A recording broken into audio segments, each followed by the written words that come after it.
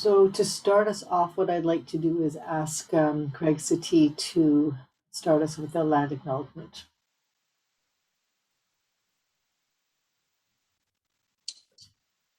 Perfect. You can hear me okay?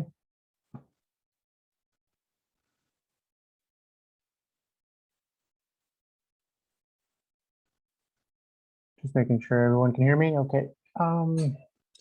Tansinin Boujou. Hello, everyone. I'm glad to see all of you here today. My name is Craig Settee. I'm the coordinator with the Indigenous Peoples Engagement and Research Council here at the network. And I'm here right now to start with an acknowledgement of the territory on behalf of the network for our annual meeting.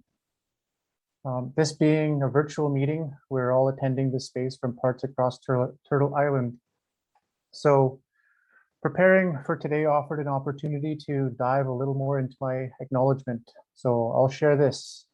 I'm grateful to have been born and raised in Winnipeg, Manitoba, which is Treaty 1 territory. My family also comes from communities in Treaty 1 or Treaty 2 and Treaty 5 territories in Manitoba. I've also lived in Treaty 6 territory in Saskatchewan, Treaty 8 territory in Alberta in the past. However, currently, I'm an uninvited guest living in the traditional, ancestral, and unceded territories of the Coast Salish peoples, the Musqueam, Squamish, and Tsleil-Waututh nations. I wanted to share a bit of my history living in the territories across the country to highlight the vastness of the territories and homelands of First Nations, Métis, and Inuit across Turtle Island. Acknowledging Indigenous territories is a step towards cultural awareness, competency, and also in addressing calls to action in the Truth and Reconciliation Commission. With that, I'll share a little later on in the agenda about land acknowledgement, so stay tuned. And if you have been engaging with the Whova app for the event, please comment in the land acknowledgement section of the message board and tell us your connection to the land and where you're attending the meeting from. With that, I'll say miigwech, thank you, and I'll pass the mic back over to Adira. Thank you, Craig, and thank you for reminding us and grounding us in where we are and where we need to be. I too am seated at the current time on the unceded territories of the Musqueam, Squamish, and Tsleil-Waututh nations, part of the Coast Salish peoples, and I'm at the mouth of the what used to be a place where people traded fish, and at Kingsway Street, for those of you in Vancouver, which used to be a path where people picked berries and looked for bears. So it's a really interesting part of the city that I live in, and I too have come from many other places. So with that, I'd like to welcome all of you to our CanSolve CKD Network annual meeting. Sadly, we are not together in a place or a space that we would have liked to be. However, I think it's really important that we acknowledge the importance of coming together in whatever way possible and from wherever you are possible, and perhaps the diversity of where you are in the moment can also be a reminder of the vastness of wealth that we all bring to this particular moment. And I'm hoping that this is a very engaging and as best as we can over Zoom, which we're all very tired of, but still actually share a lot of both the excitement as well as the things that we've accomplished and the enthusiasm with which we need to go forward. Okay, so with that, next slide. Importantly, CanSolve CKD could not be anywhere without our funding partners, and they are diverse as you are around this virtual table. And they come from nonprofit industry, academic institutions, patient organizations, etc. And I think it's just really a testimony again to the commitment that everybody has to the totality of this engagement. So thank you to our funding partners. Next slide. So I'll turn it over to Elizabeth Miles, who's going to give us a welcome from the Kidney Foundation of Canada. Over to you, Elizabeth. Thanks very much, Adira. On behalf of the Kidney Foundation, I would like to thank very much the organizers for the opportunity to say a few words. The Kidney Foundation is a proud partner with CanSolve CKD, and I'm so pleased to participate in this annual meeting. It's always a highlight of the year for me, even if we can't get together in person just yet. CanSolve CKD and the Kidney Foundation are a great fit, I think, with a patient-centric focus and an emphasis on research outcomes that make an important impact and lead to better outcomes for people living with kidney disease. We are really proud to be a supporter of this initiative, and very proud to be able to maintain our financial commitment towards the network as well. This is our final year of our financial commitment, and in spite of all of the challenges that the pandemic has posed for health charities, I'm really pleased that we have been able to maintain that commitment and to support the network as we had hoped. I'm really looking forward to hearing some of the new what's going on in the network and some of the research findings and results, as well as hearing more about the possibilities for CanSolve 2.0. So with that, I will hand back to you, Adira, and just say thanks very much for all that you do. Thanks very much, Elizabeth.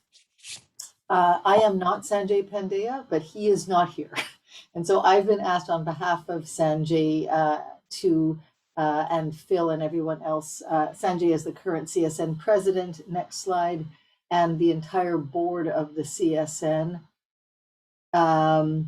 who represents 600 nephrologists, as well as and all of the patients for whom they care and the people who they teach and lead in various aspects, that they're very supportive and continue to be supportive of the CanSolve CKD network.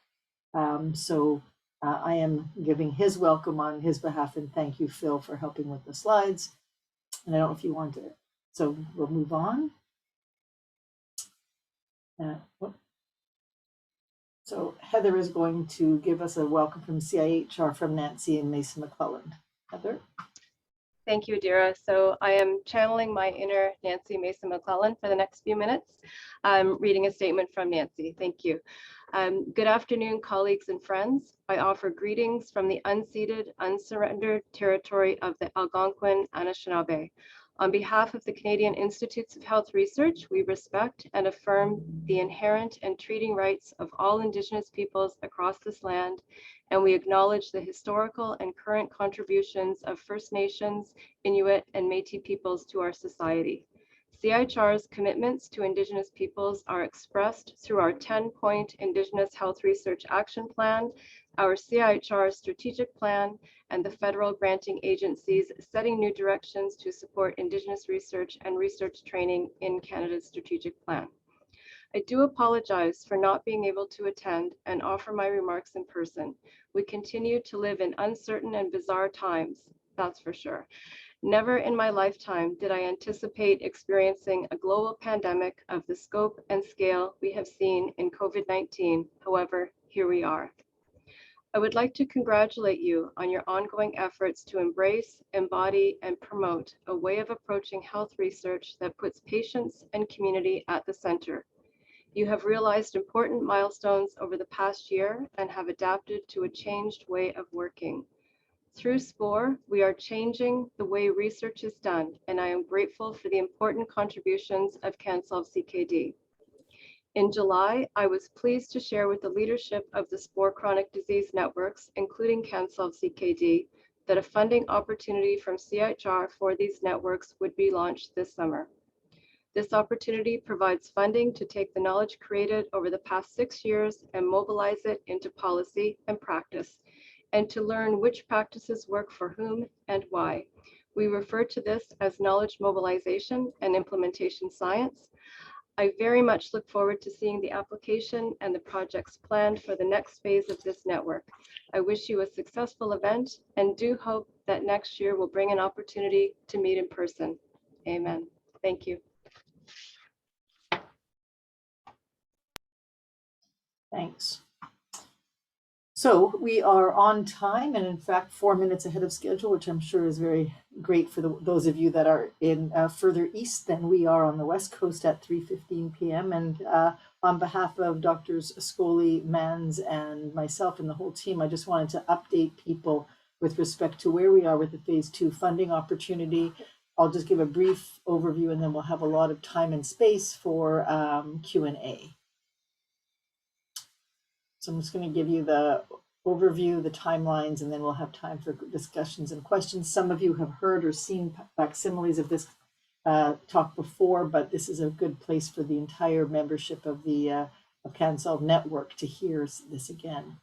So the phase 2 opportunity was focused on applying the outputs of phase 1 into policy and practice, right? You'll remember that the vision for SPORE was to integrate evidence at all levels of the healthcare system so that we, and by so doing, really change the fabric of care and in an evidence-informed way. Next slide.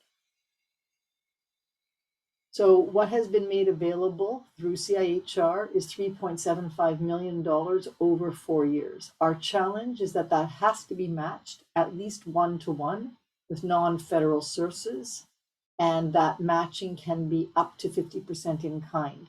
For those of you that might recall, the original ask was 12.5 million over 5 years, and that was matched 1-to-1, and we exceeded expectations. So our challenge, Jim and Braden and I, to you, is to make sure that we perhaps come up with some similar 4-to-1 as opposed to a 1-to-1 match. Next slide. So the way that the opportunity is intended is the applications have to address knowledge mobilization and implementation science in partnership with healthcare system stakeholders, equity, diversity, inclusion, fondly referred to as EDI, Indigenous health research, training and capacity development, and partnerships and collaboration. I think you'd all agree with me that CanSolve CKD certainly has strengths in each of these areas and is very well positioned to respond to this call. We have to mobilize research-generated knowledge from their first phase to improve healthcare systems and practices, and carry out implementation science so that we look at effective interventions, tools, and models of care that we may or may not have tested or others had tested in the first phase so that we can increase scope, reach, etc. The program was launched a whopping 2.5 weeks ago, which is almost humorous, with an internal review deadline of October 31st, which is also, I'm smiling broadly at this. The application deadline has not changed, and it is November the 9th. The notice of decision will then be March 31st with a funding start date for April 1st. Those of you who are familiar with federal funding will know that this is fiscal year, and this is why these dates are there. We have a very short time to turn things around, get things done, and the little asterisk that says subject to change, I think, was hopeful, but it's not going to be changed. Next slide.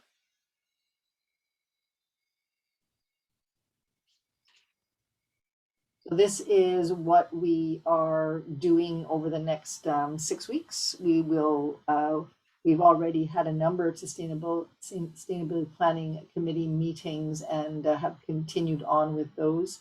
We have a project selection process, which many of you already know about. We are meeting with various funders and getting letters of support and engaging other SPORE entities. We are also simultaneously developing a project plan, budget, and justification, and having to do all of this in not only a virtual world, but also a world that didn't seem to stop for clinical and other duties for many people, and a world in which we're unable to meet together. So we have a very constrained timeline, but all of you, I know many of you on this call are working very hard to make sure that we put in the best proposal possible. Next slide. So I'm going to ask Braden and then Jim if they want to add anything to that overview, and then open up the floor for some questions.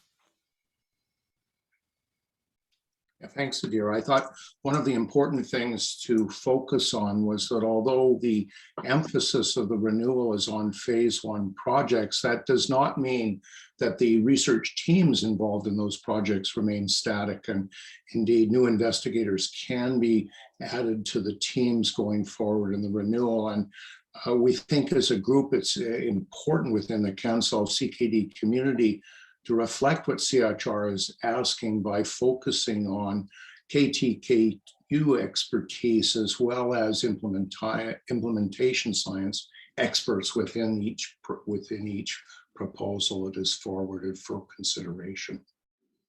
Great, thanks. Braden? I mean, I think you've clarified everything. Just for people who already have projects, there's about a year of an overlap. So this doesn't mean that your funding is ending early. It doesn't mean you're getting more funding for your existing project. It means that this is to extend the reach of our existing projects. Right, and I guess, yeah, and just to add one other piece, we are led to believe this is in many ways a renewal, not the end, unless we're really unable to put together anything intelligent or unable to match the funding. I think we can be assured that we will go forward. And I think that it's really important that we put the best proposal forward and raise as much money as possible. And then we'll be able to review and course correct as required. But Braden's quite right. Like, you know, nothing is stopping and things, this is a really nice way for things to coalesce, move to the next level, rethink what you're doing, and really to increase the breadth of everything that's going on. So I don't know who's going to moderate the questions or whether they're going to be put into somewhere. You can raise your hand feature, everyone, if you want to ask a question or for clarification. We've also allowed attendees to unmute themselves. Feel free to do so and ask a question or insert it in the chat box. Thank you. We have Kathy and York Pay who raised their hand. Great. So why don't we start with Kathy?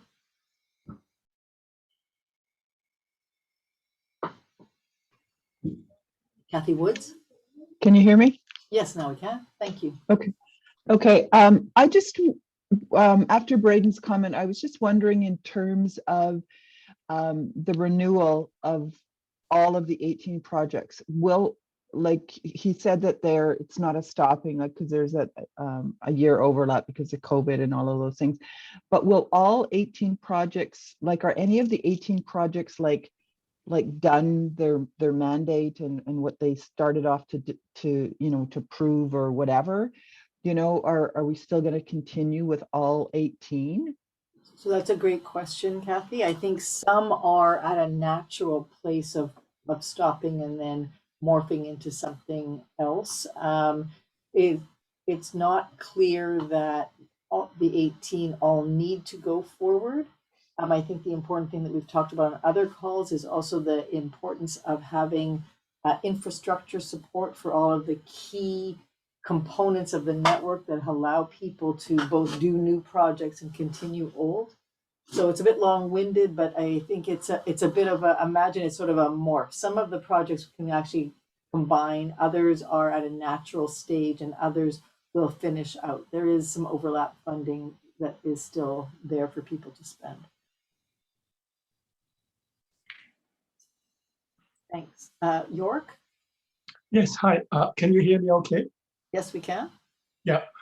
So I just wonder, because this phase 2 emphasize on knowledge translation, the project being proposed, does it have to be directly generated from the phase 1, or can it be some kind of related question that utilize the resources that had been kind of set up like as part of the phase 1 study, but not really a direct extension of phase 1?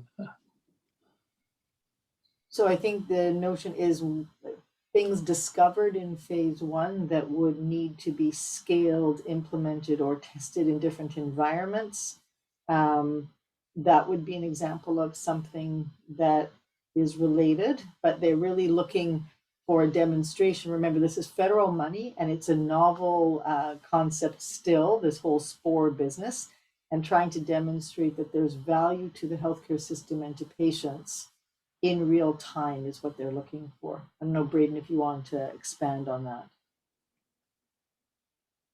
Yeah, it's a really strangely, sorry, go ahead, Jim. No, I was just going to say it is quite carefully spelled out in the RFA from CIHR, and so some of the language that was on the slide, for example, is that mobilize research-generated knowledge from the first phase of the spore chronic disease network and carry out implementation science to examine interventions, tools, model care from the first phase. So CIHR is really leaning on each of the chronic disease networks to move forward in knowledge mobilization and implementation based on knowledge generated in the first phase. Great. Sorry, pardon me, Braden. No, York, it's a strangely worded proposal, isn't it? The ask. I think if you're building on what you're doing, it doesn't have to be exactly what you were doing, but the focus really seems to be around implementation science. So the second part is sort of testing the methods to get things in. I think CIHR is frustrated with, all this good research that gets done but doesn't get put into health systems. So they're really trying to focus on this finishing stage where you not only do the research, but if it's helpful, you actually are pushing it into the system. Yeah. So like a specific example that I was thinking of, like because of the COVID, like the main trial that we are hoping to do, which is a pilot trial for salsalate, is unlikely to be completed. And but related work is like salsalate was used to activate AMPK to slow PKD progression. But recently there has been a lot of preclinical and experimental work to show intermittent fasting with a healthy diet may be able to achieve and reduce obesity, which is an independent risk factor of PKD progression. So not quite directly addressing PKD progression, but acting on a well-validated risk factor using a novel strategy of healthy diet counseling through an app-based application and intermittent fasting protocol, and in collaboration with an international expert that had kind of developed this new approach. I wonder whether this would be considered as relevant. Yeah, just so you know, there's the project, there's a little overview of how one puts in the project proposals that are sent around to everybody. So that is a very good guidance, and what you're describing, York, is certainly in the purview, but I think it's about getting it to the next level. Yeah. If it's been proven to be of value in XYZ, then how do you implement it in Canada in 3, 4, 5 different places? Right. Just conscious, Kathy, is your hand up again, or did you? Yep. Yeah, okay, great. I don't see any other hands if someone can help me. Okay, I just have a question about the Indigenous health research part. And so will all the projects be required to have a Indigenous, I don't want to say focus, but part of the project, or will they have to ascertain how they're going to do that, or will it be done through just having Indigenous folks on their committee, or like how is that going to work?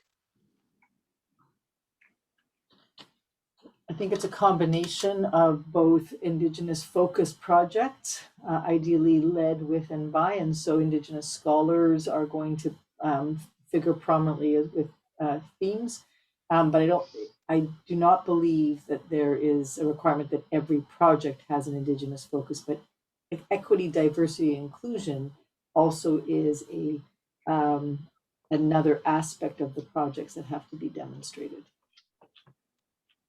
So you could imagine, Kathy, that the project that York just mentioned, and York, I don't know whether, I mean, I think we're interested to see what kind of projects get submitted.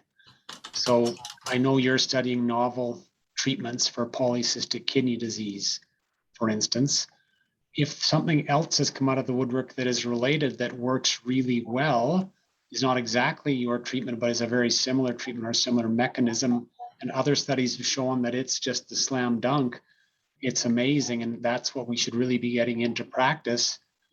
And I might be interested in seeing a project that looks to how would we implement that using, you know, some of the core infrastructures that we're in the process of developing. So we've got these clinic of kidney disease, like a network of clinic disease patients across the country. Could we use that to increase the number of people who get this new treatment? And then Kathy, to your question, you might need to provide different information to Indigenous patients, and we might be able to look to see, you know, maybe only 2% of Indigenous patients are willing to take this medication versus 60% of another. I'm just spitballing here. So there might be aspects that you could study within a project to look at the different outcomes with people, with Indigenous peoples or men and women. Those are the types of things that you could imagine adding to a project, but I don't think we would expect that every project would be able to do that. Like we tried with the first phase, but there are some projects where it just didn't make sense to, with the small amount of money, that project had to be able to add an extra thing on. So. Yeah, and I think Heather just put in the chat that every project is asked to consider how they may address elements of the TRC. And so again, we'll circulate perhaps to this group if they're interested, the document that we're asking the people interested in submitting a project to address, and you can see how we've tried to really highlight those different aspects. But thank you, Kathy, for I believe this really, I believe in part this comes under the umbrella of their EDI initiative and best practices, and to look at the incorporation and implementation across different populations with a specific focus in this instance on Indigenous peoples, so that it is an opportunity, as Braden just outlined, for people to consider potentially the challenges and the potential solutions to implementation, and in those populations that have not typically been considered in treatment trials or new treatment interventions. I think there is that possibility. Yeah, great points. Do we know how many projects we brought forward in the renewal? We do not, because partly it's going to be it's competitive and people are going to submit. We're presuming, just based on track records and some of the natural attrition, that's going to be somewhere between 12 and 13 projects. But again, many of them are integrated or are beginning to integrate already, so that may well be the way it goes. But good question, right? And Dwight, I think also there will, depending upon the applications that are submitted, there'll be an opportunity for more centrally, for example, to create amalgams of proteins that programs that bring together strengths but common issues that they're trying to address. So it's a little bit hard to know. Right, and then Allison has also asked, is there room for validation work prior to implementation? Best if I focus only on implementation. Even, I think, as you sort of answered your own question, I think if the additional validation work strengthens the product and the ability to implement, I would imagine that there is room for that.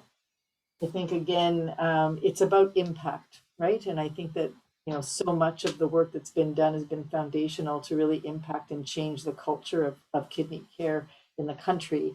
But how do you build on that and really make a difference? So I think that's how I would answer that, Allison. Hopefully that's helpful.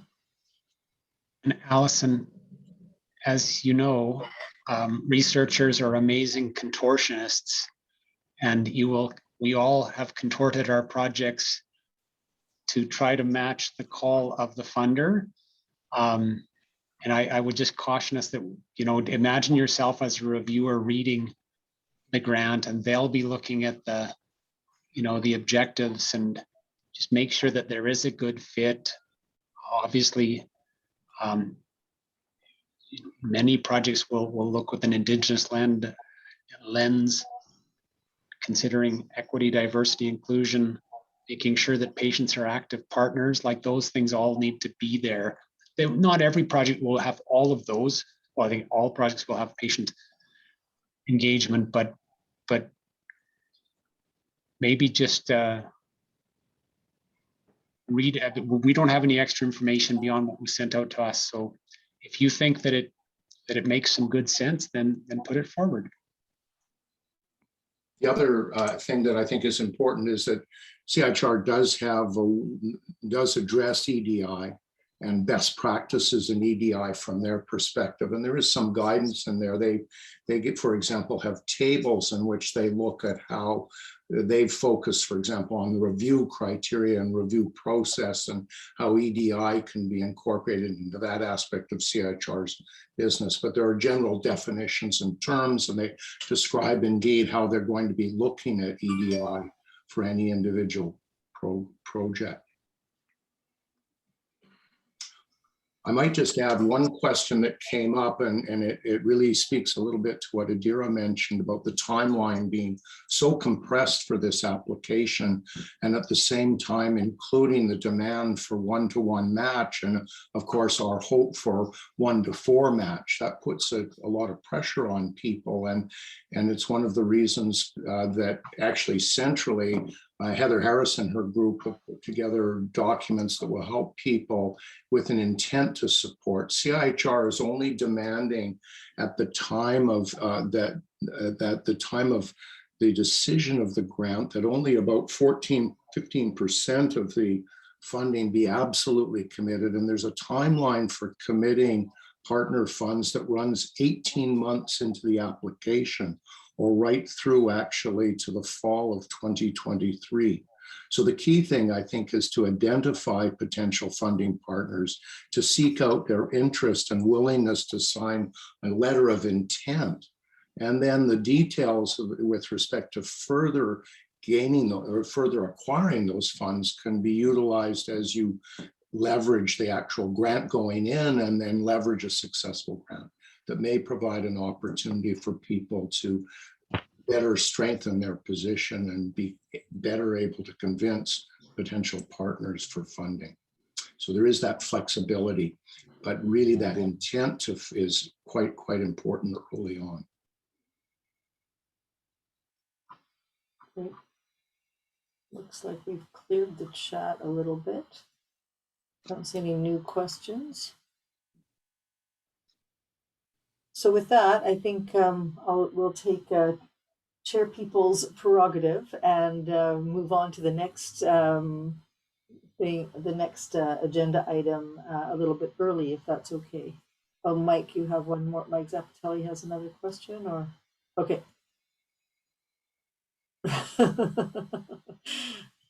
So Mike is saying after all those WOVA emails, don't use WOV for Zoom. Okay, so all right, over to you, Mike.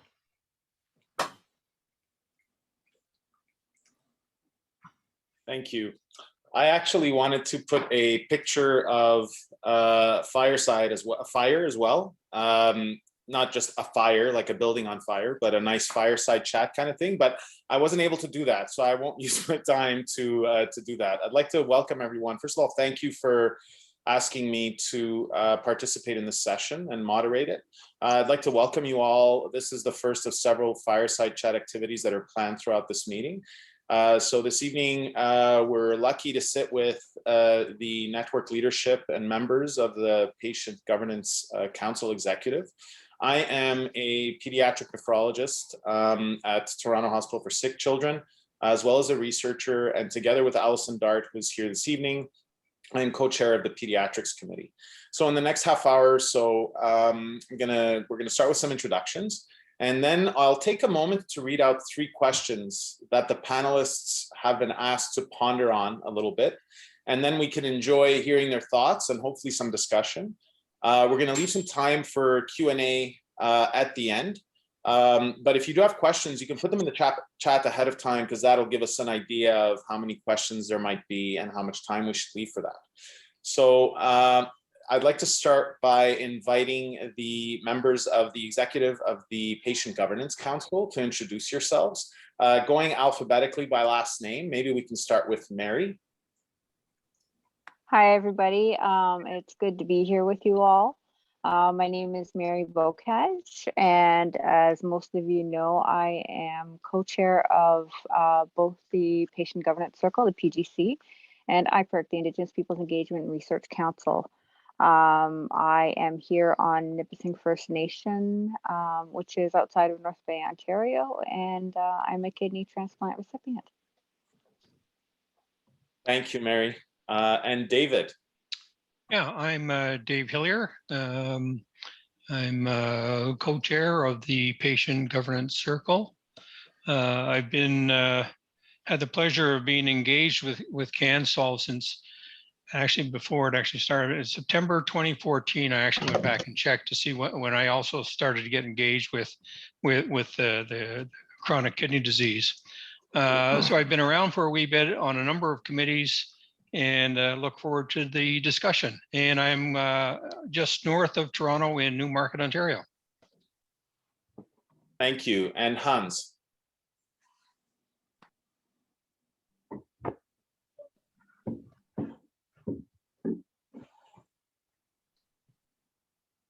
Sorry about that.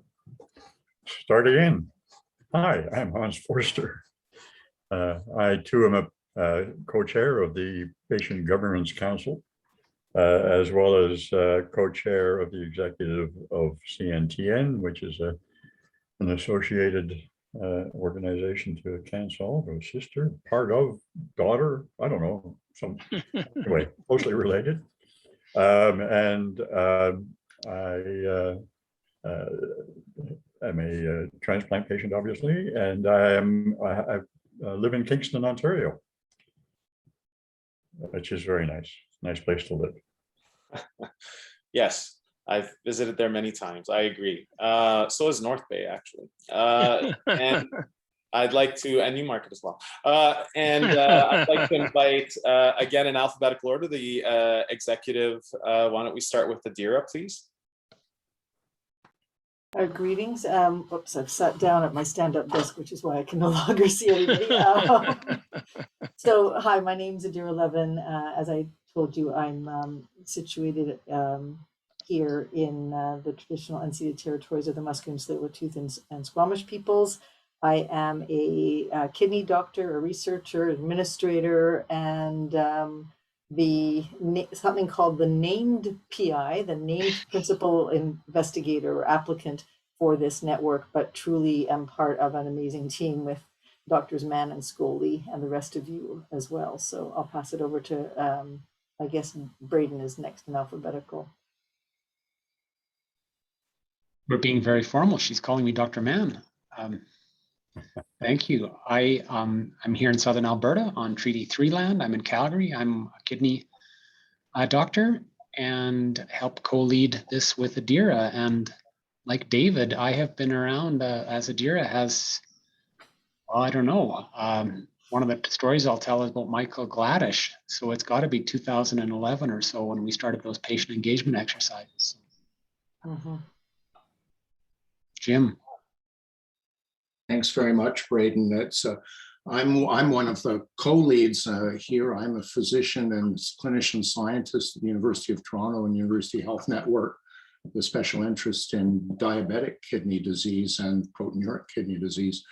I've been able to freeload on such tremendous efforts of Adira and Braden and Heather Harris and establish a wonderful team in Council of CKD. And I joined the leadership in 2018 to provide some extra input as we move forward.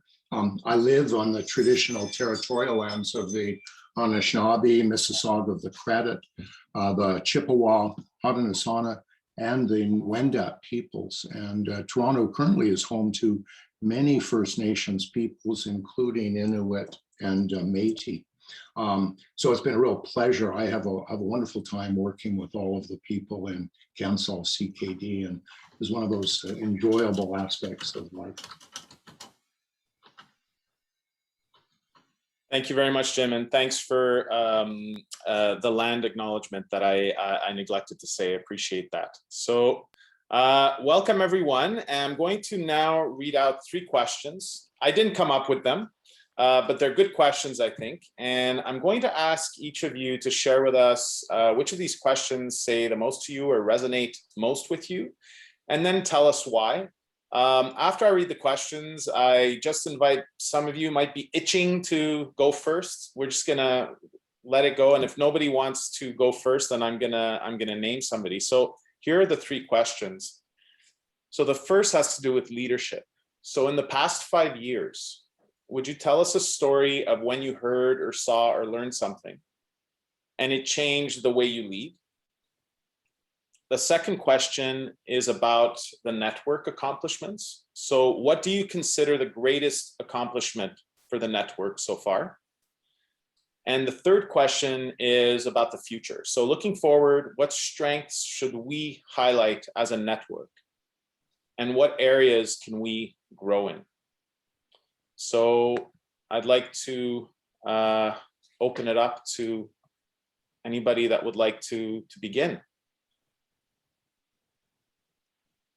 Well, thanks very much, Mike. I'm happy to begin because I'll look at the first question, really something that happened, a story that I heard or something that affected me. And I go back to 2018 and I go back to the general meeting that we held in Vancouver that year. And there were 2 events that had a tremendous impact on me and I think resonate to this day. The first was the Karis blanket ceremony. And I realized during that ceremony how little I understood about the interactions between the First Nations peoples of Canada and the new societies that emerged, principally in early times, of course, with European immigration to North America. That was really an eye-opening for me.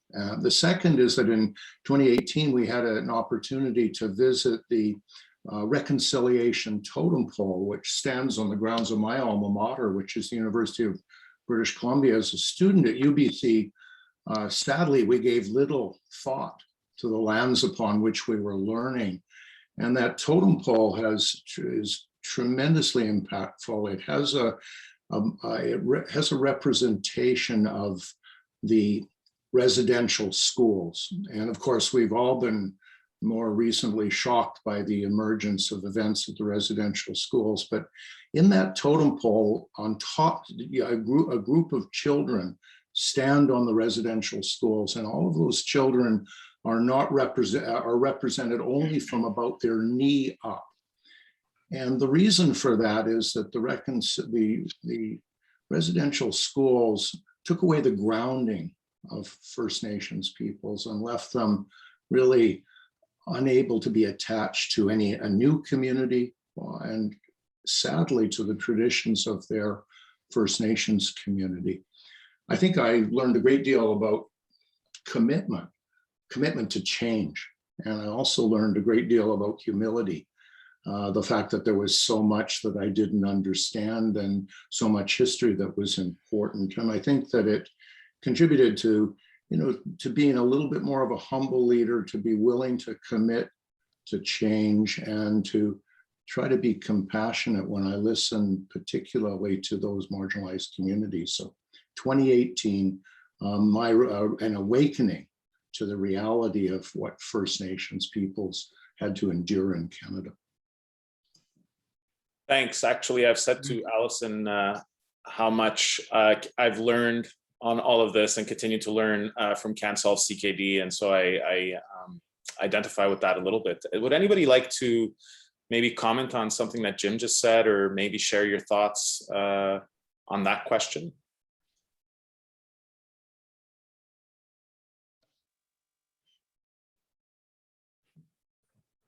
Okay, thank you. I think Heather has her hand up. Heather Reach has her hand up. Oh, Heather, okay, I'm sorry. I'll try to make sure that I can see that. But please, Heather, go ahead.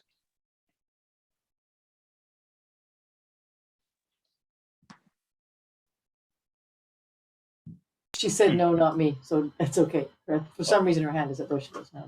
Yes, you're right. I see it now. Her hand did. The hand on the computer, the hand says it says that her hand went up, but it did not. So maybe somebody else from the Patient Governance Council. I was wondering if somebody would be would like. Yeah, David. Yeah, I'll just comment on something from Jim in a very specific nature. I think I'd probably make the same comment about the Karis blanket exercise in 2018. I think I'd never been in that and hadn't even heard of it before, and that was an extremely moving moment. And it's actually a knowledge that probably a lot of people don't even know. So I mean, I would agree with Jim that is in fact a very moving exercise if anybody has a chance to actually participate in that. My observation, I guess, on the first question, Mike, is, and I guess it's more of an observation. CanSolve CKD over the last 5 years, and I sort of went back and looked at it and said, tried to recall what it was like at the very beginning, right? And we had a whole bunch of researchers and project leads and clinicians and scientists trying to do patient-oriented research with a whole bunch of patient partners. And I don't think any one of us really knew what the hell we were doing, right? We were trying to figure it out. And again, it was a learning exercise. And I think there's been an evolution. So I had the opportunity to sit on the Research Operations Committee, and in that role, you were able to see 18 projects over, I think it was on the team for 3 or 4 years. And there's been, I believe, an evolution in regards to how patient partners engage with project leads and the researchers. And it demonstrates that there's been a change in the way leadership is being done, certainly on the way of research projects. So if I was to hark back to 5 years ago or 4 years ago when the projects really started to gear up and that type of thing, there's been a sea change on, I believe, how the research teams engage with patient partners and the way the projects are led and the way patients are engaged in that research. And I would also suggest to you that those projects that have, really bought into patient-oriented research and patient partners are probably doing better than some of others that may have been struggling. So I think there's been a change in the way we lead in the projects. And I think the projects are also taking a lead from the leadership team and CanSolve itself in regards to some of the key values that are being proposed. And certainly one of them is sort of the collaborative nature within the network, within the projects. And I think that's one of the key reasons why we've achieved what we've achieved over the last 5 years. So I think that's been a learning exercise for me. But I think it's also been a learning exercise for the 18 research projects. David, thanks. I actually think that I'm going to step out of the questions for 1 second to follow up on a question, something that you brought up, and then Arlene, since there aren't 12 hands going up, I'm going to let you speak after that. So I just like to know from all of you, did you ever imagine things would look the way they do now? Did you have any idea of what this was going to look like down the road? Is it completely different? This is for anybody of the panel before we go on to the next question. I would say no. For me, at the beginning, when David spoke of sort of the beginning, and I came on board when the grant was announced, in 2016, and the meeting in Halifax was the first meeting I attended. But at that point, there was a lot of hurry up and wait because there was a lot of REB approvals and things that were happening. So, and yeah, David's laughing because he knows exactly where I'm going with this. And you know, we'd sort of like the patient partners would sort of like communicate with each other. Do you know what's going on? No. Have you heard anything? No. I haven't heard anything from my project either. Like, is there still a project? Like, what's so we didn't know that like REB would take the time that it takes and be that part of the process. We thought that when we started, okay, we've got this grant, you know, this grant has been announced. You know, we've got 18 research projects. When are we going to get started? And so, you know, there's a lot of things that we learned too, that now that we're in year 5 of this process, we're like, okay, yeah, we know there's waiting. So we're not freaking out, wondering, okay, am I still part of this? Like, what's going on? So I think it's really, I think the communication is really, I say, would be one of the things that stories that I've heard. You can apply effective communication to probably almost every aspect of the network, even from early days and how we are now with how we communicate with each other. And I want to bring this back just really quickly to what Jim had said, because I needed to compose myself a little bit. But I want to even take a step back from 2018 and go to 2017 when we were at in Montreal, and there was a sharing circle. And for those that don't know, there's a difference between a sharing circle and a talking circle. So it became really insistent that we have this sharing circle, and we were all like, okay, we'll have a sharing circle, but there's a bit more investment in it. So there was a certain amount of time dedicated to a sharing circle. We ended up using about 3 times as much time as what was originally allocated. But I think, and unfortunately, I came in on the tail end because, as many of you know, I have travel issues and delays and things. So Leah and I came in right at the end, but we thought everything would have been done by then, but people were still sharing and it was just finishing up. But I think that was one of those real watershed moments that brought everybody together. And, you know, whether you were a researcher or a patient partner or core team, whatever, it brought everybody to a basic level that just allowed them to share parts of who they were and why they were there. And I think it really was one of those things that changed the way we worked with each other. And that was part of that communication. And in terms of what I learned from that, it reminded me that really clear, effective communication is really important. Thank you so much for that, Mary, and you're so right. So I'm actually going to ask Arlene to perhaps comment. I don't know if you have a comment, Arlene, and then we'll move on to another question. Yeah, go ahead.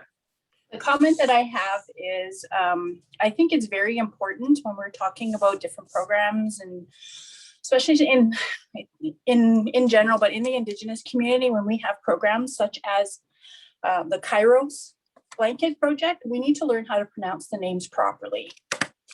It's our responsibility as individuals to be respectful in that we learn how to say the names properly. I mean, it may seem pish posh, but it is extremely important. So I know it as Kairos blanket exercise. So I think we need to be responsible when we're talking about it, just to say the names properly. Thank you, Arlene. And you are free to let me know at any time if I do not do the case. But I think that's, it's really important in terms of, we have to share this information with each other as well, right? And I think it's definitely part of the learning. And so thanks for that comment. I was wondering if anybody, oh, Hans, I'm sorry, I missed that. Thank you, Selena. Hans, please go ahead. Yes, I would like to agree entirely with Mary. I was at that sharing circle in Montreal in 2017, and I had absolutely no idea what to expect. it was, at the beginning was confusing. It was odd, different.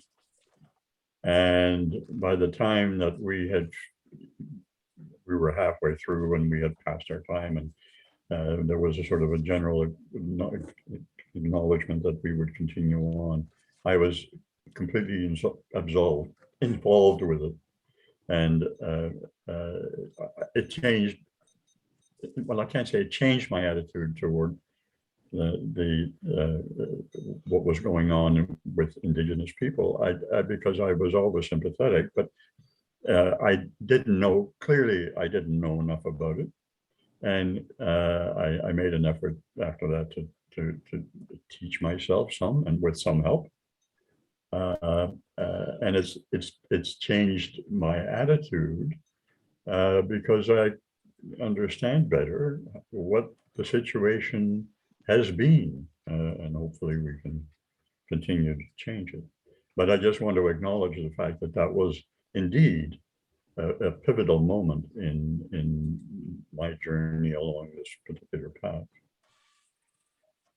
Thank you, Hans. That's it's interesting how so many of you have that common memory or impact. I was wondering if somebody from the panel would like to comment on the accomplishments question. Yes, I would. Hans, then it is you.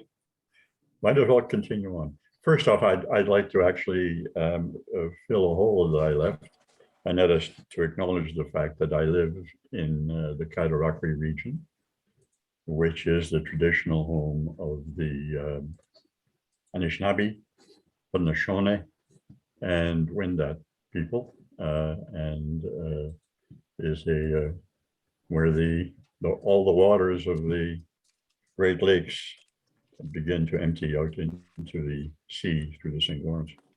And it's a very important place in history in that regard. I had zeroed in on question 2 rather than question 1, and I thought we were going to really deal with one question at a time. Anyway, in my opinion, what has been the greatest achievement or well, maybe not the greatest, but certainly one of the great achievements of CANSOLV is the fact that the acceptance of patients' involvement, both from patient-centered care through to patient engagement and research, has been remarkable. Now, CANSOLV alone wasn't responsible for this, but it has certainly played a very major role in developing something that has, I think, radically changed the face of medical practice and research in Canada over the last 5 or 6 or 7 years. Because when I first got involved as a founding member of the PFAC at Kingston General Hospital, I can't remember whether it was late 2014 or early 2015, but in that time, PCC was a brand new concept that people were struggling with, and that the new president of the hospital had decided was going to be a principal component within the patient-centered, in the patient care perspective. But there was still a fair amount of pushback. There was a core of people, clinicians and administrators and patients who felt very strongly on this issue. And slowly we started to win over some of the more recalcitrant folks. And this was at the same time as SPORE was, roughly the same time as SPORE was established, and hence the early formation of CANSOLV. And when I ultimately got to join CANSOLV through the offices of Mike McCormick, who was already a member and was somebody I knew. And that was in 2016, but I missed the Halifax conference because it was before my time. Till today, the change that I have noticed, that I witnessed and participated in and benefited from has been very considerable. And the manner in which CanSolve, I mean, I can go through all the details of the history, and I don't want to bore people with that, but someday I'll write an article and make the rest of the world aware of it. The way that CanSolve has actually led the certainly within the renal medicine area, the whole concept of involving patients at all levels of the research, of thereby making people aware of the fact that patients are an important part of their own medical care. That has been remarkable, has been hard work for, and I have to acknowledge the fact that many of the people who are sitting in their by their computers today have played a significant role in that, and we all deserve some credit for the fact that that in some way we have changed the world. We're not finished by any stretch, and everybody I think acknowledges that. In fact, we have longer to go than we have come, but or farther to go than we have come, to use proper English. And I urge that we all work equally hard in phase 2 and 3 and 4, and for as long as we can manage to keep our feet on the ground in this mortal coil. Yeah, Hans, I personally have definitely been directly impacted by CanSolve CKD by involving patients in all of my research now, almost, and also in clinical care, thinking of patients as being in charge of their care as well. And I think I've transformed that way as well. We have a question, and we have one question that has not been addressed yet that I think could be interesting to hear about. Many of the people here will be interested to hear about it. So Victoria, perhaps you could make your brief comment or ask your question, and then we'll move on to the next thing. It wasn't actually a question, it was a comment. I know that the questions were directed to the panel, but I just wanted to say, as somebody from a Ministry of Health in British Columbia, whose responsibility it is to, I live in Victoria on the traditional territories of the Lekwungen speaking peoples, now known as the Songhees and Esquimalt people, and I'm pleased to be here.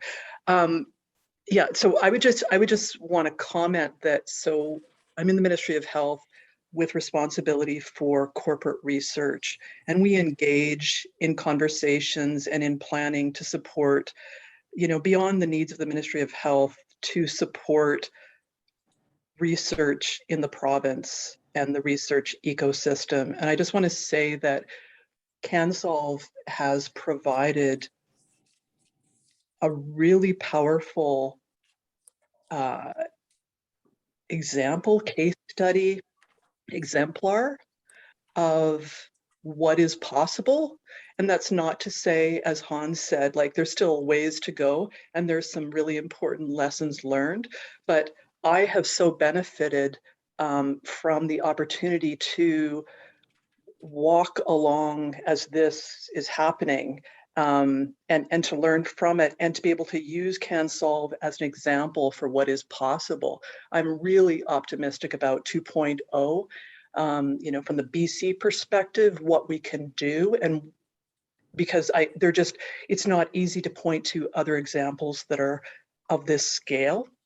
So I just wanted to say that. And I was in Montreal, and I will never forgive myself for having misunderstood the instructions, and I didn't, and so I was in the hotel, but I didn't go to that sharing circle, and I've heard it mentioned so many times. Anyhow, so, yeah. Yeah, but, I bet you regret that, Victoria. You think about it all the time, I'm sure. I want to thank you. Thanks a lot. That's such a great comment, and it's so wonderful to have you here. Thank you. Appreciate that. So before we end, like to take a few minutes. We haven't, the question about looking forward, where our greatest strengths are, I just feel like it's so obvious and it's glaring based on all of the feedback we've gotten so far. But I would like to hear about where people feel are the areas we can grow in, because I think this impacts, many things.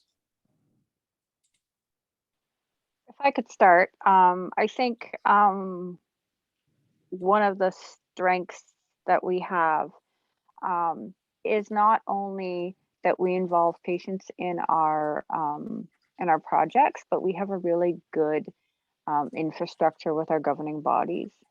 And this sort of ties into the first question, because I've been involved recently in CIHR peer reviews, and I've seen other SPORE networks where the training and mentorship and patient partner lead is the one to write the letters of support for projects that are going into grant proposals, and they're speaking on behalf of the patients. But we've actually taken the time to develop our own policies in terms of giving those letters of support. In terms of IPERC, for example, have they taken any training in terms of cultural safety?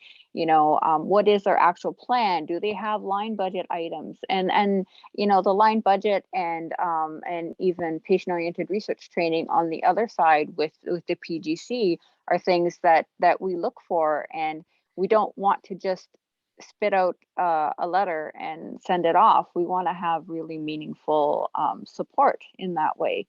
I think, and empowering us to be able to do that and make those decisions and have that, have that ability to exercise that, I think is a really big strength, and the trust that is given to us in order to do those things and to expand on those skills, I think is vital to the success of patient-oriented research. The other thing I think about in terms of where we could grow, EDI is an area that we can grow, and I think it's really important to make a distinction between the great work that we've done so far with Indigenous worldviews and things like that. EDI is something different. There are spaces that can be created with EDI that can't quite be done with Indigenous people. We need to make safer spaces for Indigenous people in regards to the history that's happened with research done on Indigenous people and not done with Indigenous people. Thank you so much, Mary. I think we can take another couple of minutes because we have a question. So Lorraine had her hand up, and then Adira is asking Glenda if there are any comments that you would like to make. So Lorraine, since you've been so patient, maybe I'll ask you to provide a brief comment or question.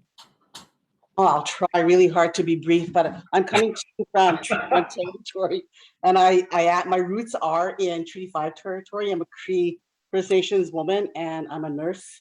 I've been a nurse for almost 40 years, and I've worked primarily in First Nations healthcare for half or just over half of my career. And what I've learned from this network is that, and what I'm learning tonight is that it is effective to learn about the history of Indigenous people. We see that the many policies and the constructs that have impacted our health overall as communities and as a people. What I'd like to really stress is that we recognize that the colonial impacts continue today, and that we have to always examine those policies that still oppress us. And that in the work that we do as clinicians, we have to remember to have a daily reflection of what we've done and how we might become complicit. So we have to really make sure that we come in with that lens so that there's no further harm to First Nations people in this country, and that we do truly reach truth and reconciliation. And those are things that we need to work towards alongside you. I'm very pleased to hear that there's been some influence, and I guess most concerning is like even when you think of where you are in your life's journey and how you're hearing from the Kairos blanket exercise, things that you didn't hear before or things that you now come to understand. So that tells me there's still hope. And in my teachings, I was taught that I am equal to everyone. And as a nurse, I should be caring for people like they are my family member. And I implore that you do the same in your practices, and stopping, listening, looking and learning from others is very important in the work that we do. And I know there were phrases that were coined in the past, like nothing about us without us. So I really appreciate the work that I see happening with engaging patient partners and listening to their and seeing through their lens, because that's how we get somewhere. And I spoke about this before in regards to research and the challenge around convincing government that we have to use this evidence to move things forward as implementation science. I mean, we need to do that because we're spending huge amounts of money on research, and then we have a hard time getting the care where it needs to be given and the people that are being impacted most. And that's what I'd like to share. But I think there's a lot of strength in the way we're doing things, and I look forward to future years with this group. Thanks so much for your time and your commitment. Thank you so much, Lorraine. You know, I only said brief because I have to be a timekeeper, but you sound like somebody that I would probably could spend an hour listening to. Thanks for that. I personally appreciated that. There is somebody with a question. I'm having trouble seeing who it is. Glenda has responded. Oh, okay. So Glenda, did you want to speak, or what shall I read out your comment?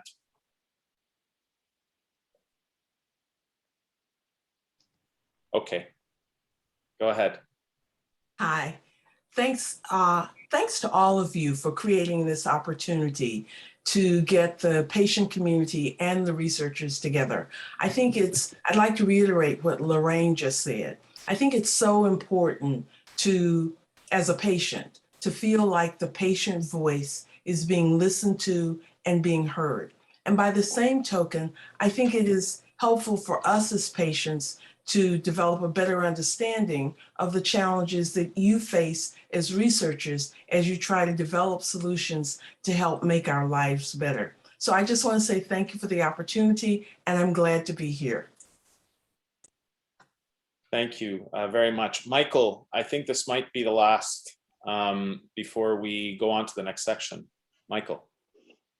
Hi, thanks for taking my question, or actually it's more of a comment or observation. There's been a lot of talk about the sharing circle in Montreal, and I thought we'd be remiss if we didn't point out what I thought was probably the most eye-opening, humbling, educating experience, which were the words of Howard Vincent.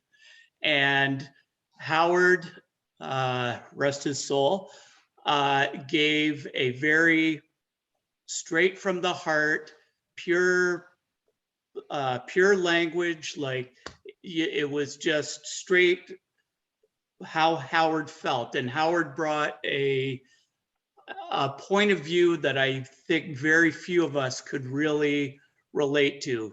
Not a tough life, or not a easy life, sorry, a very tough life.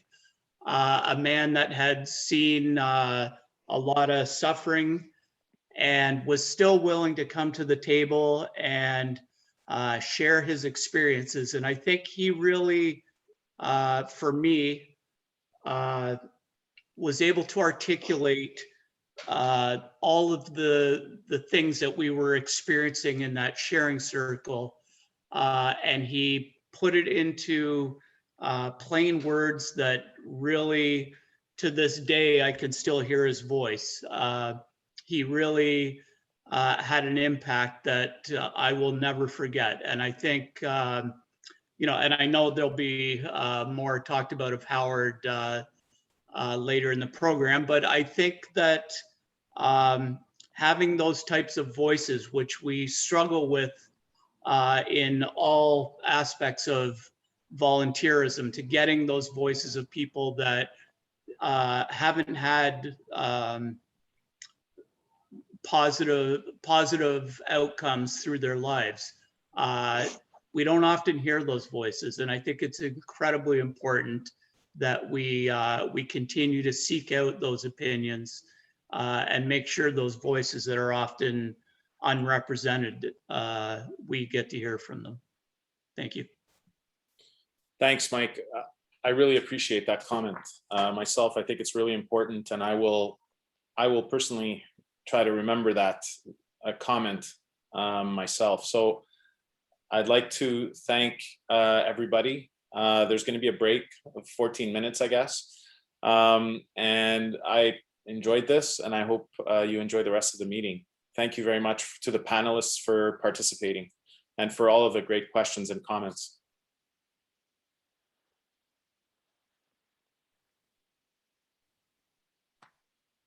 So Mila or Amanda or Shelley, the direction is that we would all stand up, stretch, have a something or other break, and then return in 15 minutes. Is that correct?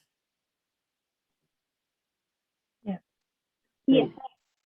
Great. Thank you, Mike, for sharing, and thank you for everyone's contributions and thoughts. And I think many of you will reflect more on these three questions, even without commenting out loud, and just everybody take a bit of a break from your computer screen and stand up and stretch and do whatever, and we'll be back in exactly 15 minutes. Thank you.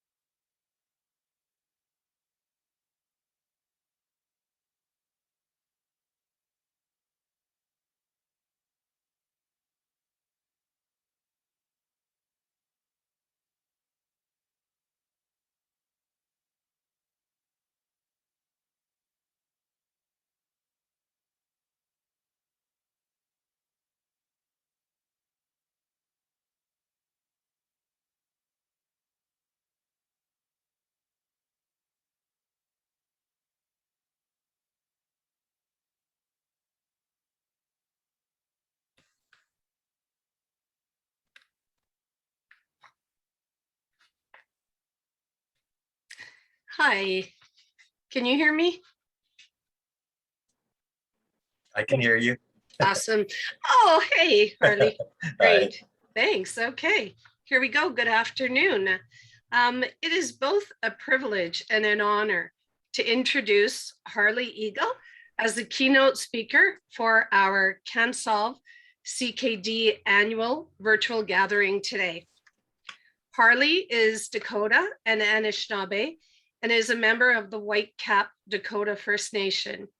He looks to Indigenous life ways to guide his work.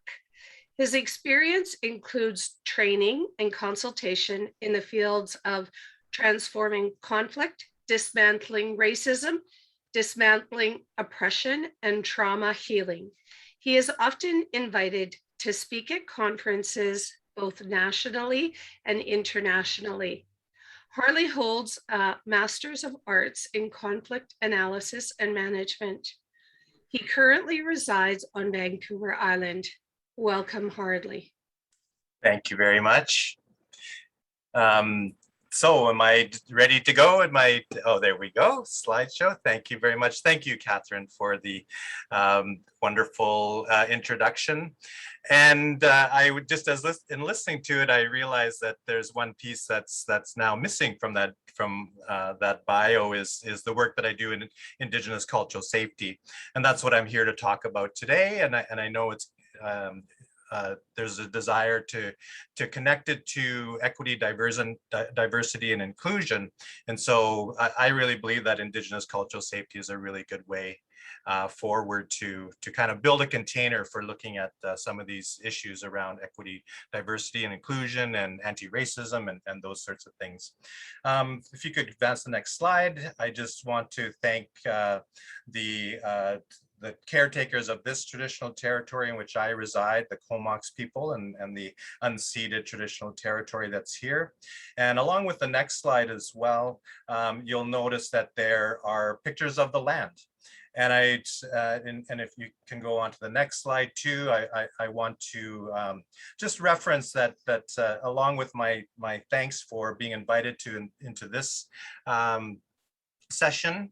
You know, I've known Catherine for a number of years now, and she's connected me into this network, and I've been able to meet some wonderful people in this time that I've known folks here, folks like Craig and Simone and Leah, and I was watching the slideshow there, and it's sad to see that some of those folks are leaving the network, but I'm sure they're on to profound things in their lives as well.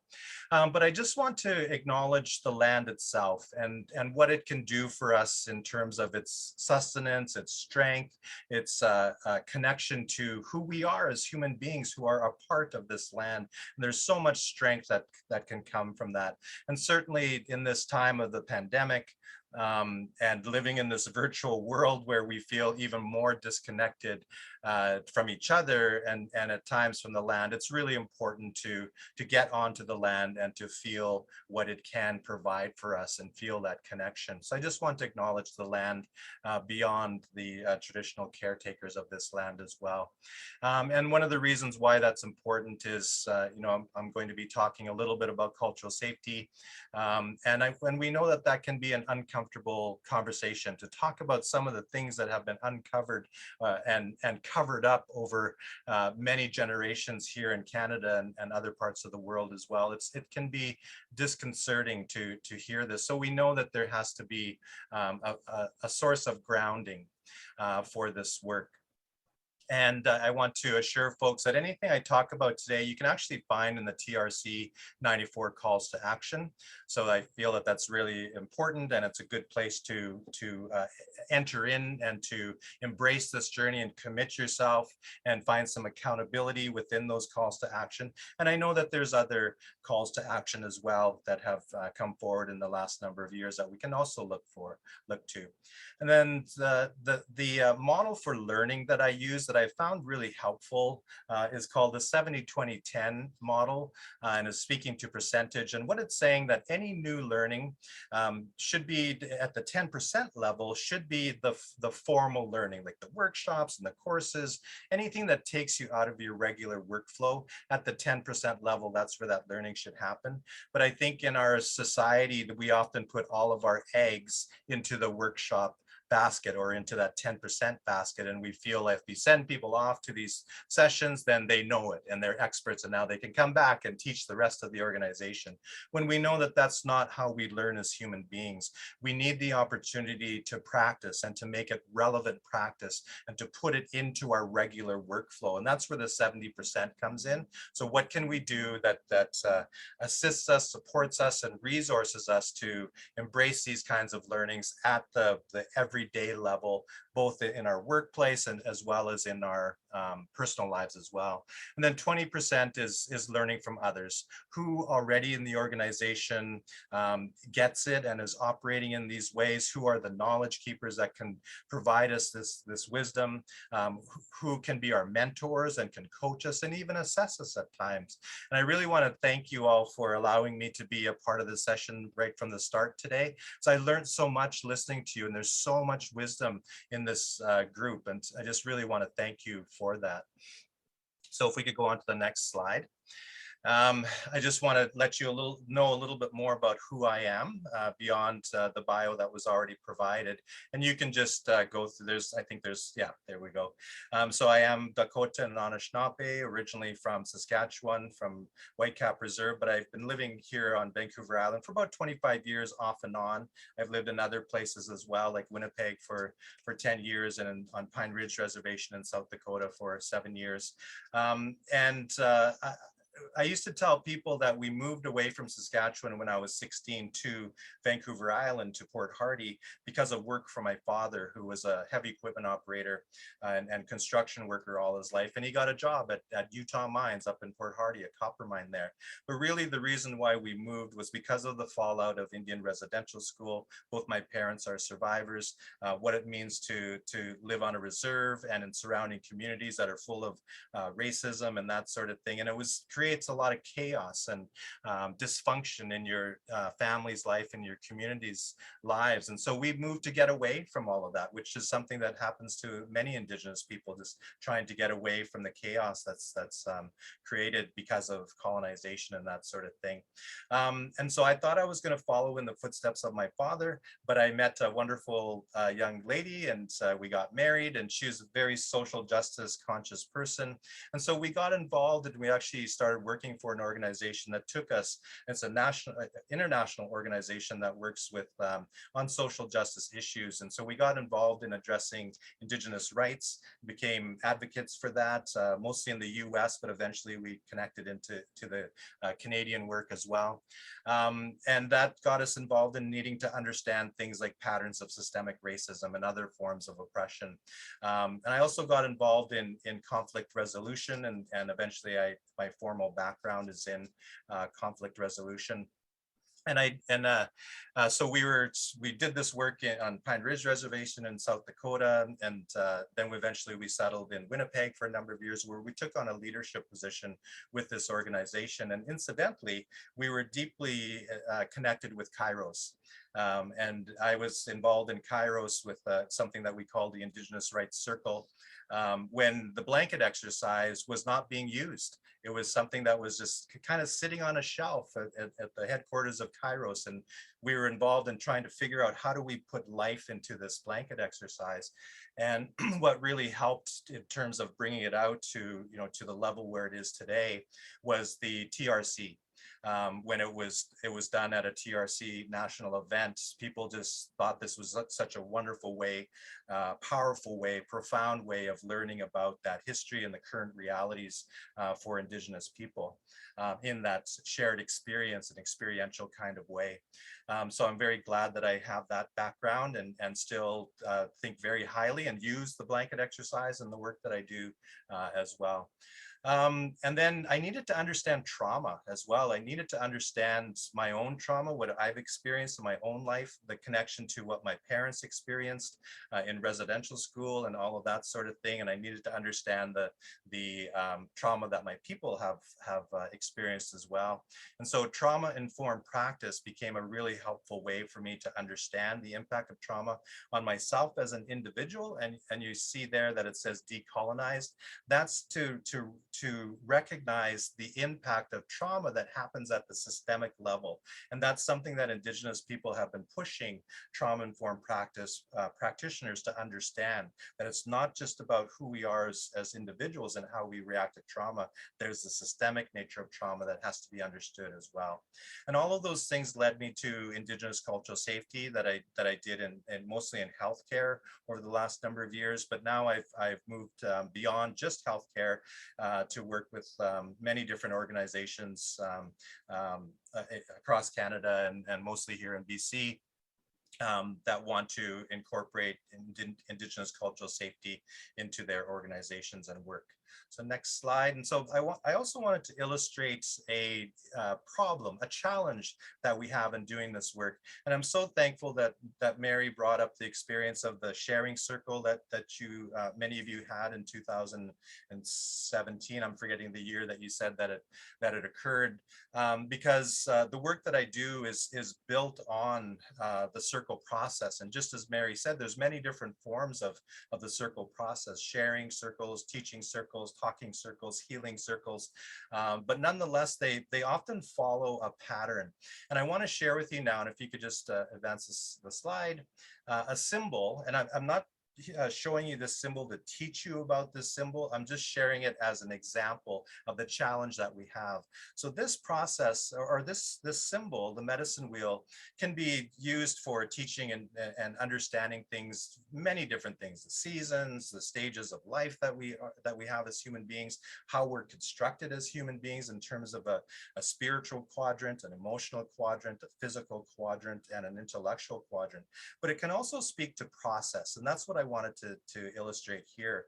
So if you start at the top, the way that I use this thinking, oh, you advanced it a little too quickly. So this process speaks to the spiritual quadrant, which for me is about setting the tone. How do you build a container that can hold difficult and challenging conversations and conversations that need to happen? And then the next quadrant is the emotional quadrant, and that's where you start to tell your stories, and you hear each other's stories, and you start to build some understanding, some level of understanding and connection. That's the emotional quadrant. The next quadrant is the physical quadrant, and this is where you start to connect the dots, to dig down, to peel back the layers, to ask the question, why has this happened? And then when you've done those first three quadrants in the process, then you can move to the last quadrant, which is the intellectual. So how are we going to move forward in the best way, knowing everything that we know now and that we've discovered together? And that's the key, is working together to move to a different way, or to deal with whatever situation it is that you're dealing with. But there's another powerful symbol in our society, and herein lies our challenge. That's so powerful, and that we all carry this symbol, and you can advance it now, and the slide now, and that's that symbol is the clock that showed up there for a moment. That's the other powerful symbol and metaphor that's so prevalent in our society, and we often use this symbol to guide the way that we're going to interact. And it's a challenge that's with us right in this moment, and it's a challenge that we find throughout the work that I do in all the sectors that I work in, is trying to follow the process that's a human process in the medicine wheel way of thinking, and comparing it to a way that thinks about engaging with each other based on where the hands of that clock are. So that's a huge challenge that we find in this work. So you can advance it now. And so with the circle process, and again, there's many different forms, but what we've come to realize is that there's some foundational guidelines that really both guide you in engagement with this process, and also that provide you an ability to practice these values that you see in front of you now. So this is how we talk about the guidelines for the circle. We remind people of these very foundational values. And what I really like about these values is that these are universal values. These are not just coming from Indigenous worldview. These are human values that help us to show up in the best way possible as human beings, to work at difficult issues and to figure out a way forward together in a community. And so I'm not going to go into the values now, and because of that clock and the challenge that we have in our time together today. But if we can go forward to the next slide. I want to just say that what we've found is so powerful, and I could hear it in your story that you talked about, the sharing circle that many of you experienced, is that role of vulnerability, of sharing from that really deep place within you. It's such a necessary part of doing this work, of moving us to reconciliation and to a different way of being in this country, or for the work that's in front of you folks here today. And the best way that I can describe this, or a good way that I can describe why this is important, comes from some of the influence that in my life from somebody by the name of Brené Brown. And I'm sure many of you have heard of Brené Brown. She's quite well known these days. She's written several books she calls herself a shame researcher. And so she talks about the prevalence of shame in our society and what we do in this Western fast-paced society to distract ourselves from shame. And she told this story a few different times over the past few years, where she said, and she's from the US, and so she was talking about the last 7 or 8 years and the issue of the Black Lives Matters movement and the issue of racism.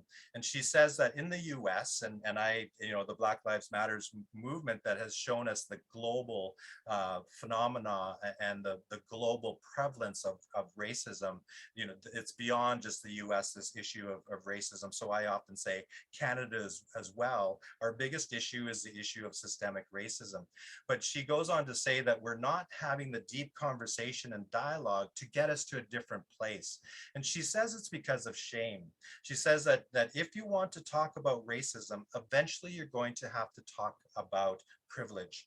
And that often is the discomfort that comes up from that, the shame and the guilt and the defensiveness that comes up, shuts down the conversation or takes the conversation in a different direction. So if you can advance the slide, she says that shame is held in place by 3 things: by secrets, so that which we don't know, so our body of knowledge, the foundation of knowledge just isn't there. It's been covered up. So there's so much that we don't know. So we're operating from just a narrow slice of understanding. And then the next thing that she says is silence. So this is the silencing of the voices and the stories and the powerful stories that could be influencing us, that could be teaching us. Often in our systems, we have processes that shut down voices because of things like time, where we only allow for 3 minutes for somebody to share, right? And how can you tell your profound stories in 3 minutes? So that's a silencing of voices, and also the silence of our voices when we don't have the necessary skills to speak to things like systemic racism or other forms of oppression. So our voices are silenced as well in all of this. And the last aspect is judgment. And this is, in my mind, this is the narratives. It's that narrow slice of knowledge and understanding that we base our decisions, and we judge a situation based on this narrow slice of understanding. So she says that, or the cruel thing she says, and the next slide says, is that the vulnerability is the antidote to shame. So if we can create spaces where vulnerability and the power of vulnerability can be there, if we can have those kind of processes like that sharing circle that you had, you can start to actually do something about shame. You can start to address it. And then the really cool thing she says, if you advance the slide 1 step, she says is that vulnerability is the gateway to creativity and innovation. So if we want to think about reconciliation, if we want to move to a different place, we're going to need different ways of moving towards that. We're going to need creativity and innovation, and this is where vulnerability is key to all of this. So the next I like to share the definition that she uses for shame, that Brené Brown uses, that shame is that intensely painful feeling or experience of believing we are flawed and therefore unworthy of acceptance or belonging. I would say that many of us, if not all of us, have felt this at one time or carry this with us all the time. And then the next bullet point says that you can't shame or belittle people into changing their behaviors. So again, spaces where vulnerability can be utilized and looked to can actually move people to different behaviors when we're not using shame or belittling people. So the next slide goes on to say, I just wanted to share with you the origins of cultural safety. It came from the Maori people, the indigenous people of New Zealand, primarily women, nurses who in conversations around things like emotional safety and physical safety and psychological safety, they said, well, what about when our people, our Maori people, come into healthcare settings and they perhaps don't speak English and perhaps they still practice their old ways and they're treated with ridicule and they're treated with disrespect. What about that? And then they went on to say, and what about when we as Maori, as indigenous people, try to inform our systems, we're shut down and other experts that aren't indigenous are looked to build some sort of understanding. What about that? What is that? So out of those kinds of conversations came this concept of cultural safety. Creating these spaces that you see in this definition is so important. Now that's an aspirational place. I really don't know of any location that has achieved this yet.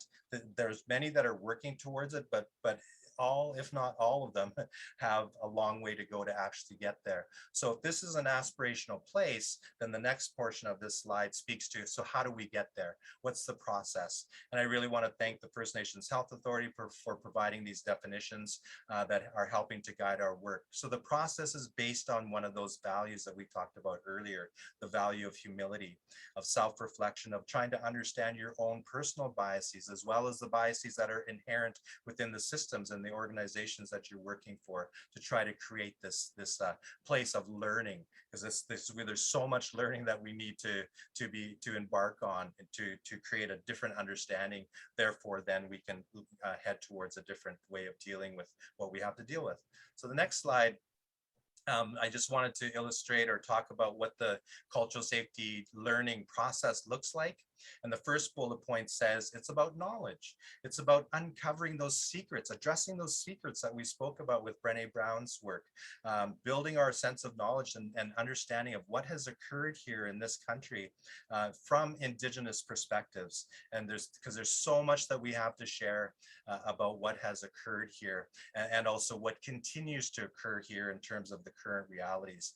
Then the next part of the learning process is skills. So we have to learn about things like trauma-informed practice, anti-racism, relational skills, mindfulness, all kinds of skills that can actually create or help us to do things in a different way. And then the last part of this is action. So then we can move towards action. And I have to tell you that for most of the organizations that I work with, I actually hold them back from action because usually they're chomping at the bit to try to do something right away. And I let them know that you actually have to create your knowledge set or expand your knowledge and increase your skill set before moving to action. And actually, when you do that, action emerges from the relationships that are transformed in the knowledge building and the skill building endeavors. And then the next bullet point is a fourth piece that I add to this work, and it actually becomes the first piece. That's setting the tone. So that's about the circle process, about how do we engage in this very difficult work with a process that can hold it. And that's why looking to Indigenous ways of knowing and being is so helpful. You know, ways that are thousands of years old, tried and true, because of the length of time that we've been engaging with process and noticing how the universe functions. We've built our processes on that kind of knowledge and wisdom. So the next slide I just wanted to just briefly say, when we're looking at the past, these are the 4 main elements. So you can just scroll through the next 4 bullet points. We talk about, for time immemorial, the richness of Indigenous nations, and then we talk about the epidemics and what they've done, and since this current pandemic that we're dealing with, we connect what people are learning and feeling with what Indigenous people have lived with for wave after wave of epidemics in this territory, or in these lands. And we also, one of the important pieces of all of this is thinking about restrictions. So if you think about how you felt in the last 18 months in a restrictive way of life, think about, for Indigenous people, for generations being confined in the reserve system. Just think about that, for generations of feeling that sense of severe restriction and confinement. That's what Indigenous people have lived with for, like I say, generations. And then there's all the policies that have occurred and continue to occur. Some of these you don't really, you would think that they're no longer in place, but they've had an impact. And some of them sadly are still in place to this day, like the Indian Act. So we don't obviously have the time to go into these, but this is the kind of knowledge that we need to know about, that have impacted and continue to impact and shapes the reality of Indigenous people. And then the last one is resistance, that we've always been resisting. It's helped to build up our resiliency, and it's connected to the land and the healing, our culture and our ceremony. And I put this little quote at the tail end of the last bullet point there. It comes from my daughter when we were having a conversation around intergenerational trauma. She said what she's interested in as a young person is intergenerational strength. What are the things that she can do that activates her muscle memory into our culture, that support her and to help to guide her life moving forward? So the next slide is just, I'm just going to talk really quickly about 3 skills. There's many different skills, but I just wanted to talk about the need to understand psychological trauma. And you can scroll through this and even lead into the next one, because we won't go into the definition of what psychological trauma is. But then there's a skill, and the next slide talks about, go to the next slide. I really like this quote from a book that's called My Grandmother's Hands, that if you think about the impact of trauma, and often we don't think about the impact of trauma. And so if you don't think about it, it looks like a personality problem. If you don't think about trauma in a family, it looks like a family trait. And then the last bullet point says, if you don't think about trauma in a people, the last bullet point there should come up, says, trauma in a people decontextualized over time looks like culture. So I want to build on that now. Will this slide? Yeah, there we go. Okay. And so out of this kind of thinking came the need for recognizing the prevalence of trauma in society in general. And so the next slide talks about trauma-informed practice. And so basically it's just a way of thinking that understands that trauma is very prevalent, not just with Indigenous people, but throughout society. And that if we can take that into account in how we do our work, then it changes the way that we interact with each other, with the people that we're working with, and then even how we construct our guidelines and our policies within an organization. So the next slide then, and this is the motto, you can go ahead, but the motto that I talk about in terms of trauma-informed practice is, rather than saying something is wrong with someone, work from the understanding that something has happened to them. And that changes then your understanding of who that person is, when you know that something has happened to them, not that something is wrong with them. So the next slide then goes on to talk about changing our patterns. And this is where we talk about changing the narratives. And so Chimamanda Adichie in a TED Talk talks about the danger of the single story. And I call it the narrow narratives that we have in our society about each other. And then she goes on to say that the single story creates stereotypes, and that the problem with the stereotypes is that they are incomplete understandings. So we have to complete our understandings. And so the next one, the next bullet here talks about that we can't just focus on the disparities of what has happened to Indigenous people. That's a big part of it, but we can't just stop there, because what happens if you only look at what's happened to Indigenous people is that you can end up pathologizing Indigenous people. What we ask people to do is to witness, what has happened here in this part of the world in terms of colonization. And then we even go further with this understanding, to expand our story, to have a more complete understanding of what happened here in Canada in terms of colonization. Because if you only look at the last 400 or 500 years, it can actually leave you at a very bitter and angry place, and specifically to European descent people. And so what we've done is what we call the older story of colonization, and the last bullet on this page says that. So the next slide talks about, so what does that look like? So instead of saying that something was wrong with European people when they came to these shores in the last 400 or 500 years, we asked the question, what happened to them? And so we started to realize that 1,000 years ago, the indigenous people of Europe were colonized. And at that time, it was the Holy Roman Empire. And we're only looking at one part of history. Here, there's so many other occurrences of colonization in other parts of the world. I want to acknowledge that. But so these once indigenous tribes lived for hundreds of years under this kind of oppression. And they started to come out of that oppression and form their own nations, but in the image of the oppressor. So that also then informed them of how to live their lives and how to be a nation. And so they needed the resources, just like the Holy Roman Empire did, looking for new trade routes, new sources of resources, and more land to support that way of thinking. And so what we came to notice that the once colonized of Europe became the colonizer.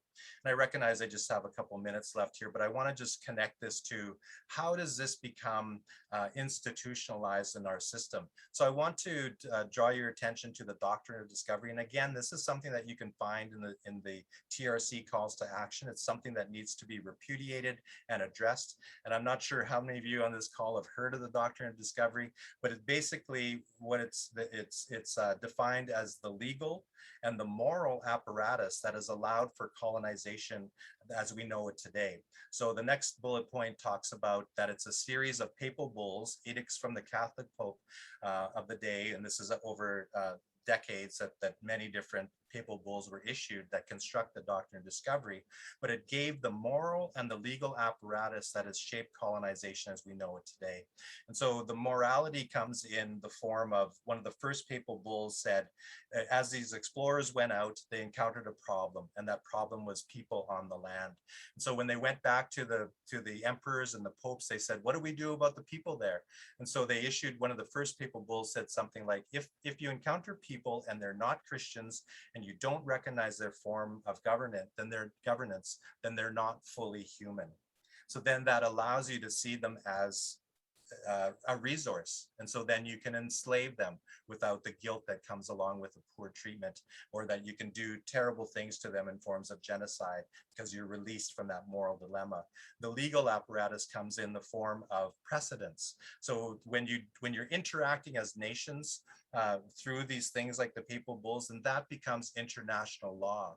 And so that becomes the legal grounding for making decisions in the court system that continue this process on. And that's been used throughout the last few hundred years, looking to the doctrine of discovery to form the basis for the legal understanding of land ownership and crown ownership of land and all of those kinds of things. So how does racism fit into all of this? And this will be my last point to make with you, is that Indigenous people started to disrupt this concept of the doctrine of discovery, and I think you need to advance there we go, the Indigenous people began to disrupt the doctrine of discovery because they started to do things like become Christians and even mimic the form of government that they saw from the European nations. So if you still want access to the land, and if you still want to be able to see people as a resource, to see them as less than human, then you need an ideology that supports that. And so the next few bullet points talk about this fellow by the name of Carl Linnaeus, and some of you I'm sure have heard of him. He's the guy that came up with the classification system of plants and animals. So he was employed by the Catholic Church and I think it was the Emperor of Sweden at the time, that said that they wanted him to classify humans. And so he went about that work of doing that. And he was joined by many other heavy hitter scientists. And the next bullet talks about their first defining of the different categories of human beings as Caucasian, Mongoloid, and Australioid, and Negroid. And they tried to prove that, and they never could. So they could never prove that there was a hierarchy to to the so-called races of human beings, because we're the human race. But because they wrote about it and because it served the purpose of dehumanizing people and creating this hierarchy that helped to support the ability to dehumanize so that you can still see people as resources and take the land, that's why racism is still so prevalent to this day, even though race is a myth. And the last slide that I'll share with you, I just wanted to define for you what systemic racism is. So it's not only about those hateful interpersonal interactions and bigoted behaviors, it's a part of it, but it's also about the way we do life in the society.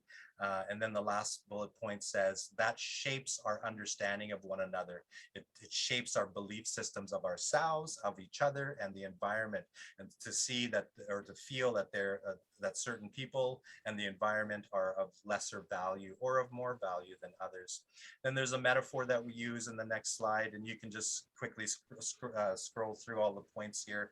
Just this metaphor we use just to show that if you only have a tip of the iceberg understanding of racism, then all of your resources and supports will go to addressing it only at that level. But if you have this deeper understanding of systemic racism, then you can start to put resources and supports and start to address racism at these other levels as well. That's so important in doing this work around systemic racism. And so anti-racism in the next slide says that it's not just about not being the tip of the iceberg, but it's also about addressing and challenging and identifying and changing the values and the structures that perpetuate systemic racism. Then the last quote that I'll leave with you comes from an Indigenous group from Australia. If you've come here to help me, you're wasting your time. If you've come because your liberation is bound up with mine, then let us work together. And that's where we want to get to see that we're all in this together. It's not about helping Indigenous people. It's also about recognizing that we all have work to do to be liberated from the system that surrounds us, the suppressive system. Thank you for allowing me this time. And I look forward to our continued journey together. Thank you, Harley. That was a profound presentation. On behalf of the CanSolve CKD network, I want to raise my hands up to you and to thank you for the sharing of your wisdom and your teachings. We are fortunate and grateful that you are supporting our network activities. Big witch. Thank you. You're welcome.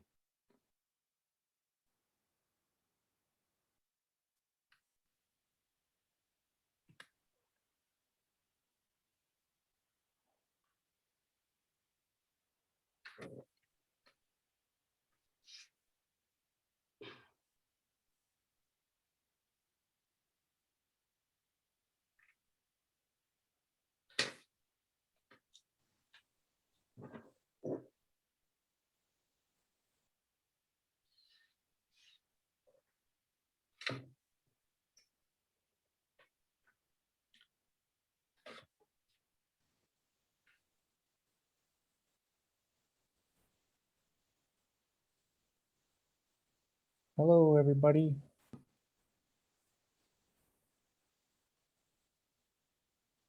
Hello, we can hear you.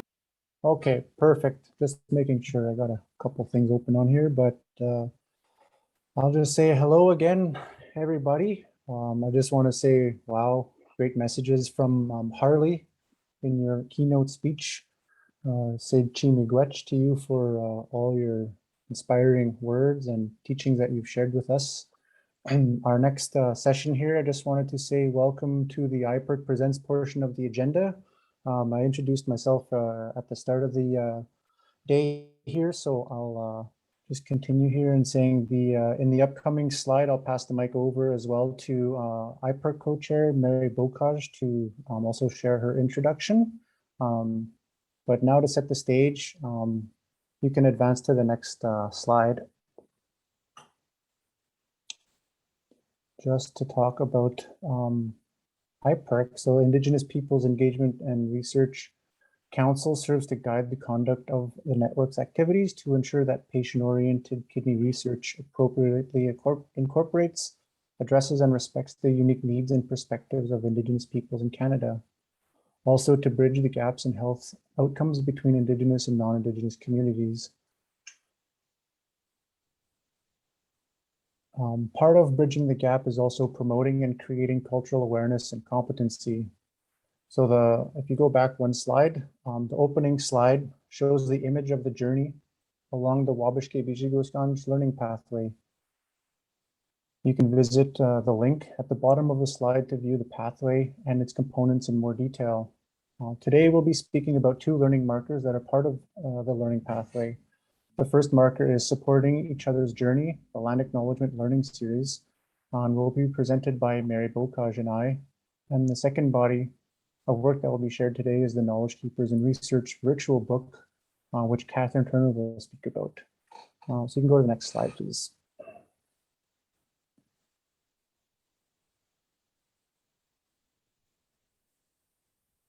Next slide, please.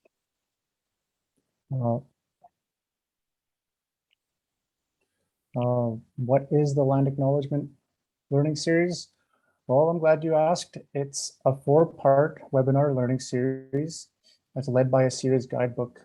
Together, these 2 resources aim to inspire deeper understanding and respect of land acknowledgements. So I'd like you to remember these words as Mary and I share the next slides. Looking, listening, learning, leading. With that, I'd like to pass it over to Mary to tell you a bit about herself and how this land acknowledgement journey started. Anin Kanawaya, Mary Bokash Nishtakaz, Nabising Dunjaba, Nishnabakwe. My name is Mary Bokash. I just greeted you in my language. I'm from Nipissing First Nation, which is, like I said earlier, is outside of North Bay, Ontario. And it's on Robinson Huron Treaty territory. And the Robinson Huron Treaty was signed in 1850. I am Anishinaabe, which means Anishinaabe woman. I will mention that in my protocol greeting, I didn't share my name or my totem, my clan, because as part of the colonization process through my First Nations, I have yet to receive those. So that's still part of the journey that I'm on. So in regards to land acknowledgements, I felt that the network had an opportunity to do better work in how land acknowledgements were said and the understanding of why. I'll have to be honest that some of the actions were kind of hurtful and felt almost disrespectful. And I know that wasn't the intention, but that was how I felt. And I remember having a talk with Heather about it and getting her to understand where I was coming from with this. And through that, sorry about that. And through that, I wanted to create a solution. I didn't want to just sort of leave it there and sort of have ill feelings, but I wasn't quite sure. We weren't quite sure how to get to that point. I'll fast forward a little bit, and I had the opportunity. Adira had asked me to speak at the Crescent trainee meetings last winter, and we had an exercise with the trainees to introduce themselves and identify the land that they were on. It was an interesting exercise. Unfortunately, I felt bad because they weren't aware or prepared to do this beforehand. So you could see people on their phones Googling and trying to figure it out, which was all fine and good. But again, it spoke to me that something needed to happen. So Adira and I had talked about it later, and I wanted to address it. So I wrote a letter to the Crescent trainees, and you see a picture of part of that letter on the slide. So I read it to the trainees in the next meeting the next day, and I think it helped sort of shape their idea of what a land acknowledgement actually is and part of the importance. But there's always more that we can do and we can go to, right? I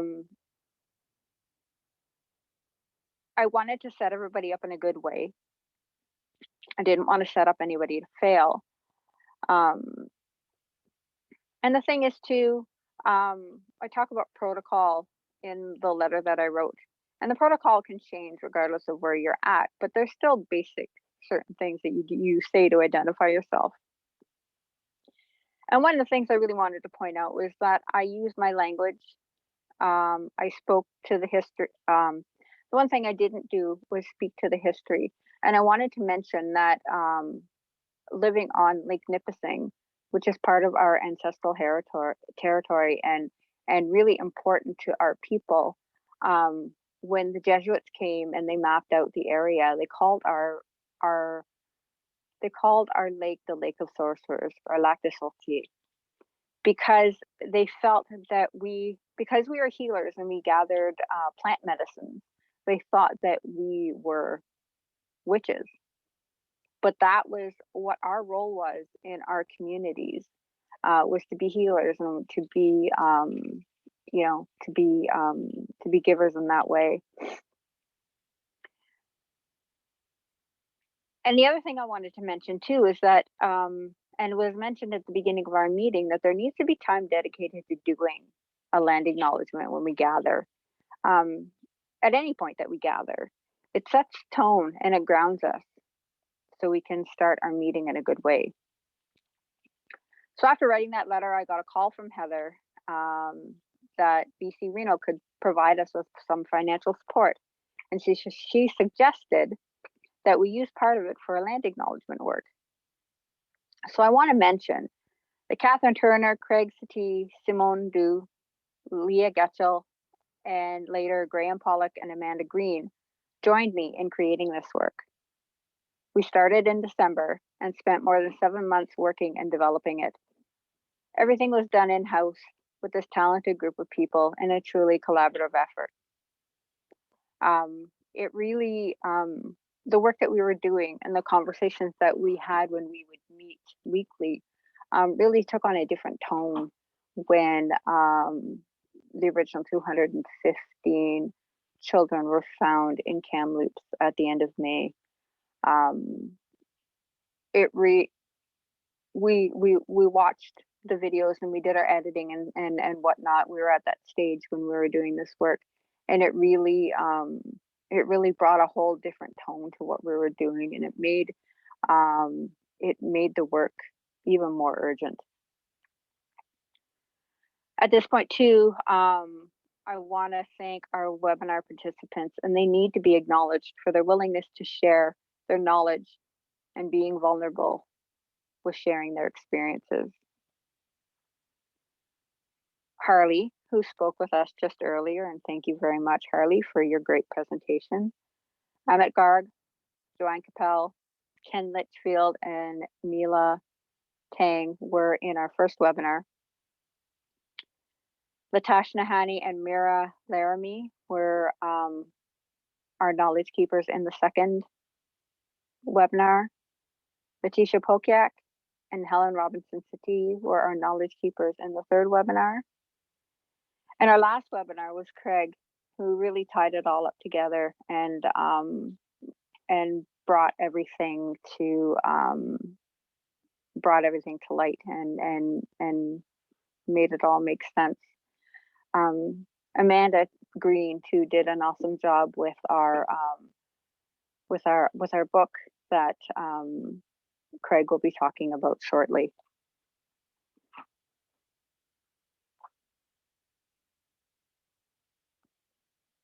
I'll pass it over to you.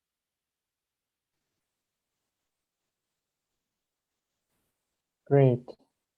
Thank you, Mary. Can you go to the next slide, please? Thank you. Do you remember the 4 words I asked us to remember earlier? Well, the 4 L's of the Wabashke Bijigo Skanj learning pathway represent looking, listening, learning, and leading, and are used as a foundational approach. You'll remember Harley in his talk also talked about the circle as a process. So you'll see in the image there, I know it looks a little small, but you can also view the guidebook. This is a screenshot from the guidebook, and you can follow along in there. It's an Indigenous framework used to teach and translate knowledge from an Indigenous lens. So the circle represents balance and is often conceptualized as the medicine wheel. The webinar series was formed with these 4 L's as a guide and reflected in the medicine wheel on the slide.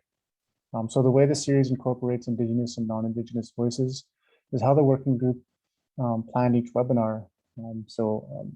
Mary explained who the participants were, and webinar 1 was Harley and the group, and then the second and third ones were the knowledge keepers and educators, community leaders, and the last one by me. So the series guidebook here also really leads participants through the series with guiding questions and resources that are relevant to each webinar. The guide's online, and there's also a printer-friendly version. So on the next slide, I'll share more about the outcomes of participating in the learning series. Craig, are you able to share your video? Yeah, there we go. Sorry. So the series was designed with these tenets in mind: acknowledge the power of Indigenous resilience and understand the intended purpose, history, and context around offering land acknowledgements. The second one is to offer participants an opportunity to embark on the journey towards reconciliation by using land acknowledgements with more purpose, conviction, and integrity. And the last one here is also to develop a personalized land acknowledgement which demonstrates a relationship and connection to the land. So those are some of the main tenets, and the series guidebook also has calls to actions. So we encourage people to take the next step and move on from reading a prescripted land acknowledgement and include your own reflections. And that in doing this, you'll also become a leader in the practice, and I encourage you to encourage others to begin their journey as well of self-discovery. And the last 2 points there, or we just wanted to mention that, as Harley mentioned, the TRC and the calls to action, that there is call to action number 24 that is relevant to the land acknowledgement series as well. And just paraphrasing a bit of it, that the call to action calls for medical and nursing schools to require students to take a course on Indigenous health issues, histories, including residential schools, UNDRIP, and Indigenous teachings and practices. So as you'll hear in the series, land acknowledgements or announcing yourself to a territory space is a protocol that some Indigenous nations share. Supporting each other's journey, the land acknowledgement learning series is the first learning marker on the Wabash-Biji-Gustanj learning pathway and a starting point to continue on the journey. I encourage all of us to continue increasing our awareness, competency, and humility in working towards cultural safety in our personal and professional circles. Now I'd like to pass the session over to my colleague, Catherine Turner, to share a bit more about the learning marker on the Knowledge Keepers and Research virtual book. Thank you, Craig. Hi, my name is Catherine Turner. I am Métis. I'm originally from the historic Red River settlement in Manitoba. I acknowledge that I live on the unceded traditional territory of the Comox and the Pentlatch First Nations in the beautiful Comox Valley. I am the Indigenous Liaison Manager for the CanSolve CKD network, as well as the Senior Research Coordinator for one of the network projects, Kidney Check, in partnership with the First Nations Health Authority in BC. So it is my true pleasure to introduce the Knowledge Keepers in Research, a virtual booklet, to you. The seed for this significant project was planted in early 2018. Various individuals, Indigenous and non-Indigenous members of the network, have supported this body of work over the past 3 years. We know that it is paramount that we include Indigenous voices, wisdom, teachings, ways of knowing and being into network activities and into kidney health research. Addressing the TRC calls to action, number 22, we call upon those who can affect health within the Canadian healthcare system to recognize the value of Aboriginal healing practices and use them in the treatment of Aboriginal patients in collaboration with Aboriginal healers and elders where requested in the treatment of Aboriginal patients. And call to action number 23, we call upon all levels of government to increase the number of Aboriginal professionals working in the healthcare field, ensure the retention of Aboriginal healthcare providers in Aboriginal communities, and to provide cultural competency training for all healthcare providers. The vision for the Knowledge Keepers in Research component of the Wabishke Bijigoskandj is to create culturally safe spaces for researchers, patient partners, and knowledge keepers to come together. It will encourage researchers alongside Indigenous knowledge keepers and help them translate those teachings into practice. The objectives of the Knowledge Keepers in Research virtual booklet are to express an understanding of a holistic context and identify what responsibilities they have as patients and researchers to honor various forms of knowledge alongside Indigenous knowledge keepers.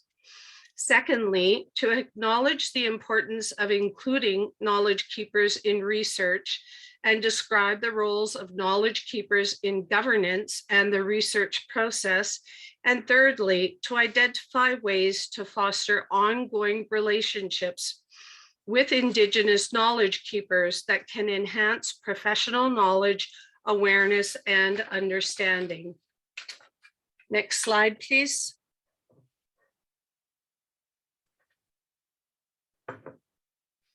This photograph was taken at a gathering of the knowledge keepers in Vancouver in 2019. And at this time, the knowledge keepers had the opportunity to validate the teachings that they had shared and keeping us on track with the work. It also brought them together for the only time throughout the development of this project. So the knowledge keepers who are involved in this work are Amelia Degudondi McGregor, Dan Thomas, Dot Bocage Kennedy, Dr. Evelyn Voyager, George Lalibert, Latash Maurice Nahani, Lillian Daniels, Malcolm King, Dr. Mary Wilson, Myra Laramie, and Violet March. So also present at this meeting and in the photo, supporters to this work as well are Lorraine McLeod, Judy Jacobs, Mary Bocage. Missing from the photo are Dan Thomas and Malcolm King. In addition, I want to acknowledge the support and work that was undertaken by Dr. Joanne Capel, Simone Dew, and Helen Robinson-Settee. The knowledge keepers represent diverse nations from across Canada. Those of us who have had long-standing relationships with them are privileged that they agreed to participate on this project. Their collective wisdom in this work has been invaluable. As you can see in the table of contents, this is a very comprehensive document. Next slide. The process. As mentioned earlier, this project started in 2018. Its development has been supported by members of the CANSOLV CKD core team, the Wabishke Bijigoskandj working group members, the Knowledge Keepers in Research working group, the knowledge keepers themselves, of course, Indigenous patient partners, and CANSOLV CKD members and leadership. At the start of the project, we identified knowledge keepers who we have had meaningful relationships with over many, many years, and who we respect as knowledge keepers to guide this work. We designed and then carried out interviews with each of the knowledge keepers, asking them, what roles do elders, knowledge keepers have in traditional and contemporary Indigenous communities? What is the role of knowledge keepers in research? Have you ever participated in research in a knowledge keeper role? If so, what was the experience like for you? And lastly, how do you know when the sharing of your knowledge is valued? Based on this framework, we collated the transcripts, maintained ongoing communication with the knowledge keepers on the validity of their shared teachings and words. Throughout the entire project, we ensured that we were respectful of their time and their contributions, following protocol and ceremony wherever possible. In 2019, we hosted a thematic analysis workshop in Winnipeg with members of IPERC, Wabishke Bijigoskanj, CanSolve CKD leadership, and core team members. Next slide. As the themes and teachings were being prepared to share with the knowledge keepers, one of them shared that the themes reminded her of strands of a sweetgrass braid.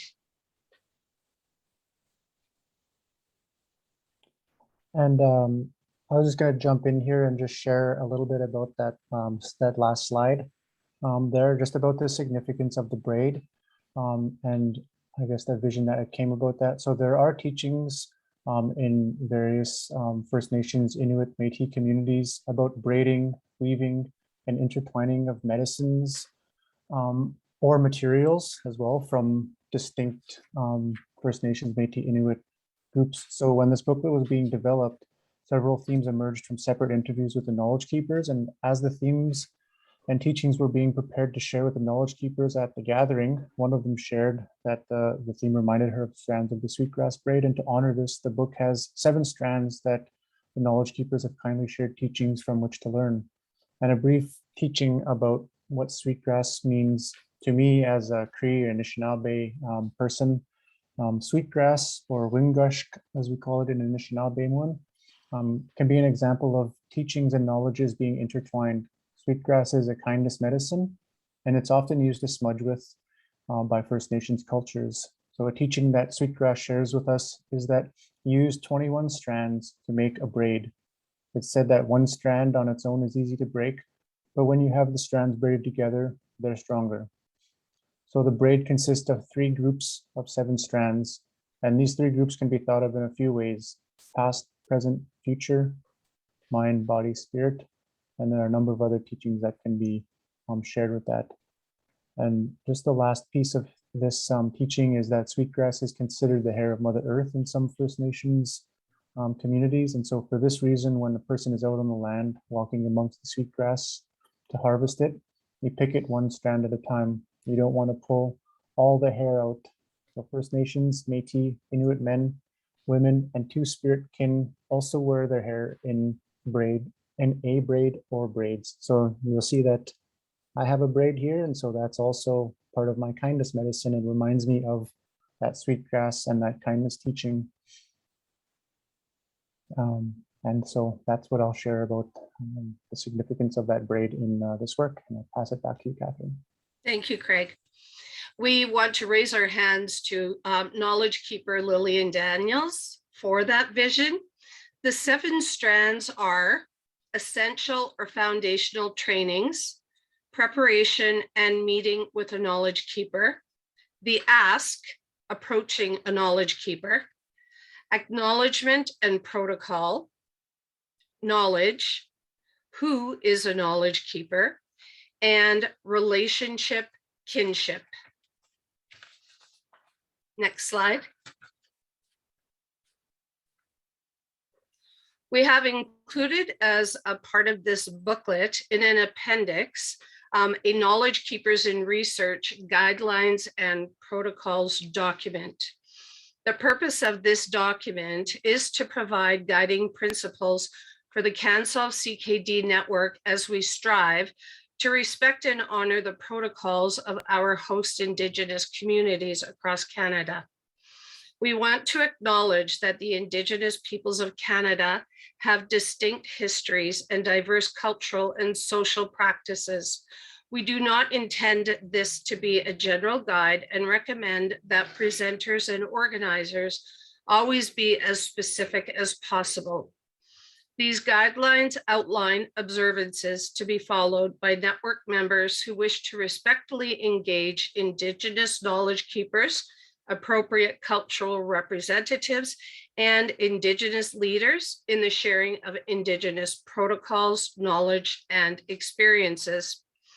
As with all complex issues rooted in distinct histories, discussion and dialogue on this important matter are ongoing. The CANSOLVE CKD network recognizes that we are on Indigenous lands. It is a recognition of their presence, both in the past and in the present. This virtual knowledge keepers in research knowledge keepers in research booklet is a resource that is meant to illuminate the importance of including knowledge keepers in research and to guide and instruct researchers on how to respectfully accomplish this. The group of knowledge keepers who contributed their knowledge and teachings collectively agreed that they would prefer to be referred to as knowledge keepers. On behalf of the knowledge keepers, the working group members, Indigenous patient partners, and core operations team members involved in bringing this work to life, we uphold the importance of connecting and engaging with Indigenous knowledge keepers to strengthen Indigenous health research. We are grateful for this journey and appreciate that you have joined us. By accessing these teachings, we hope that you will work to incorporate this guidance and wisdom into your work with Indigenous individuals and communities. The booklet is a 100-page document, and it will go live next week. So in closing, I would like to say, Marcy Chimigwich Gilakasla. Thank you.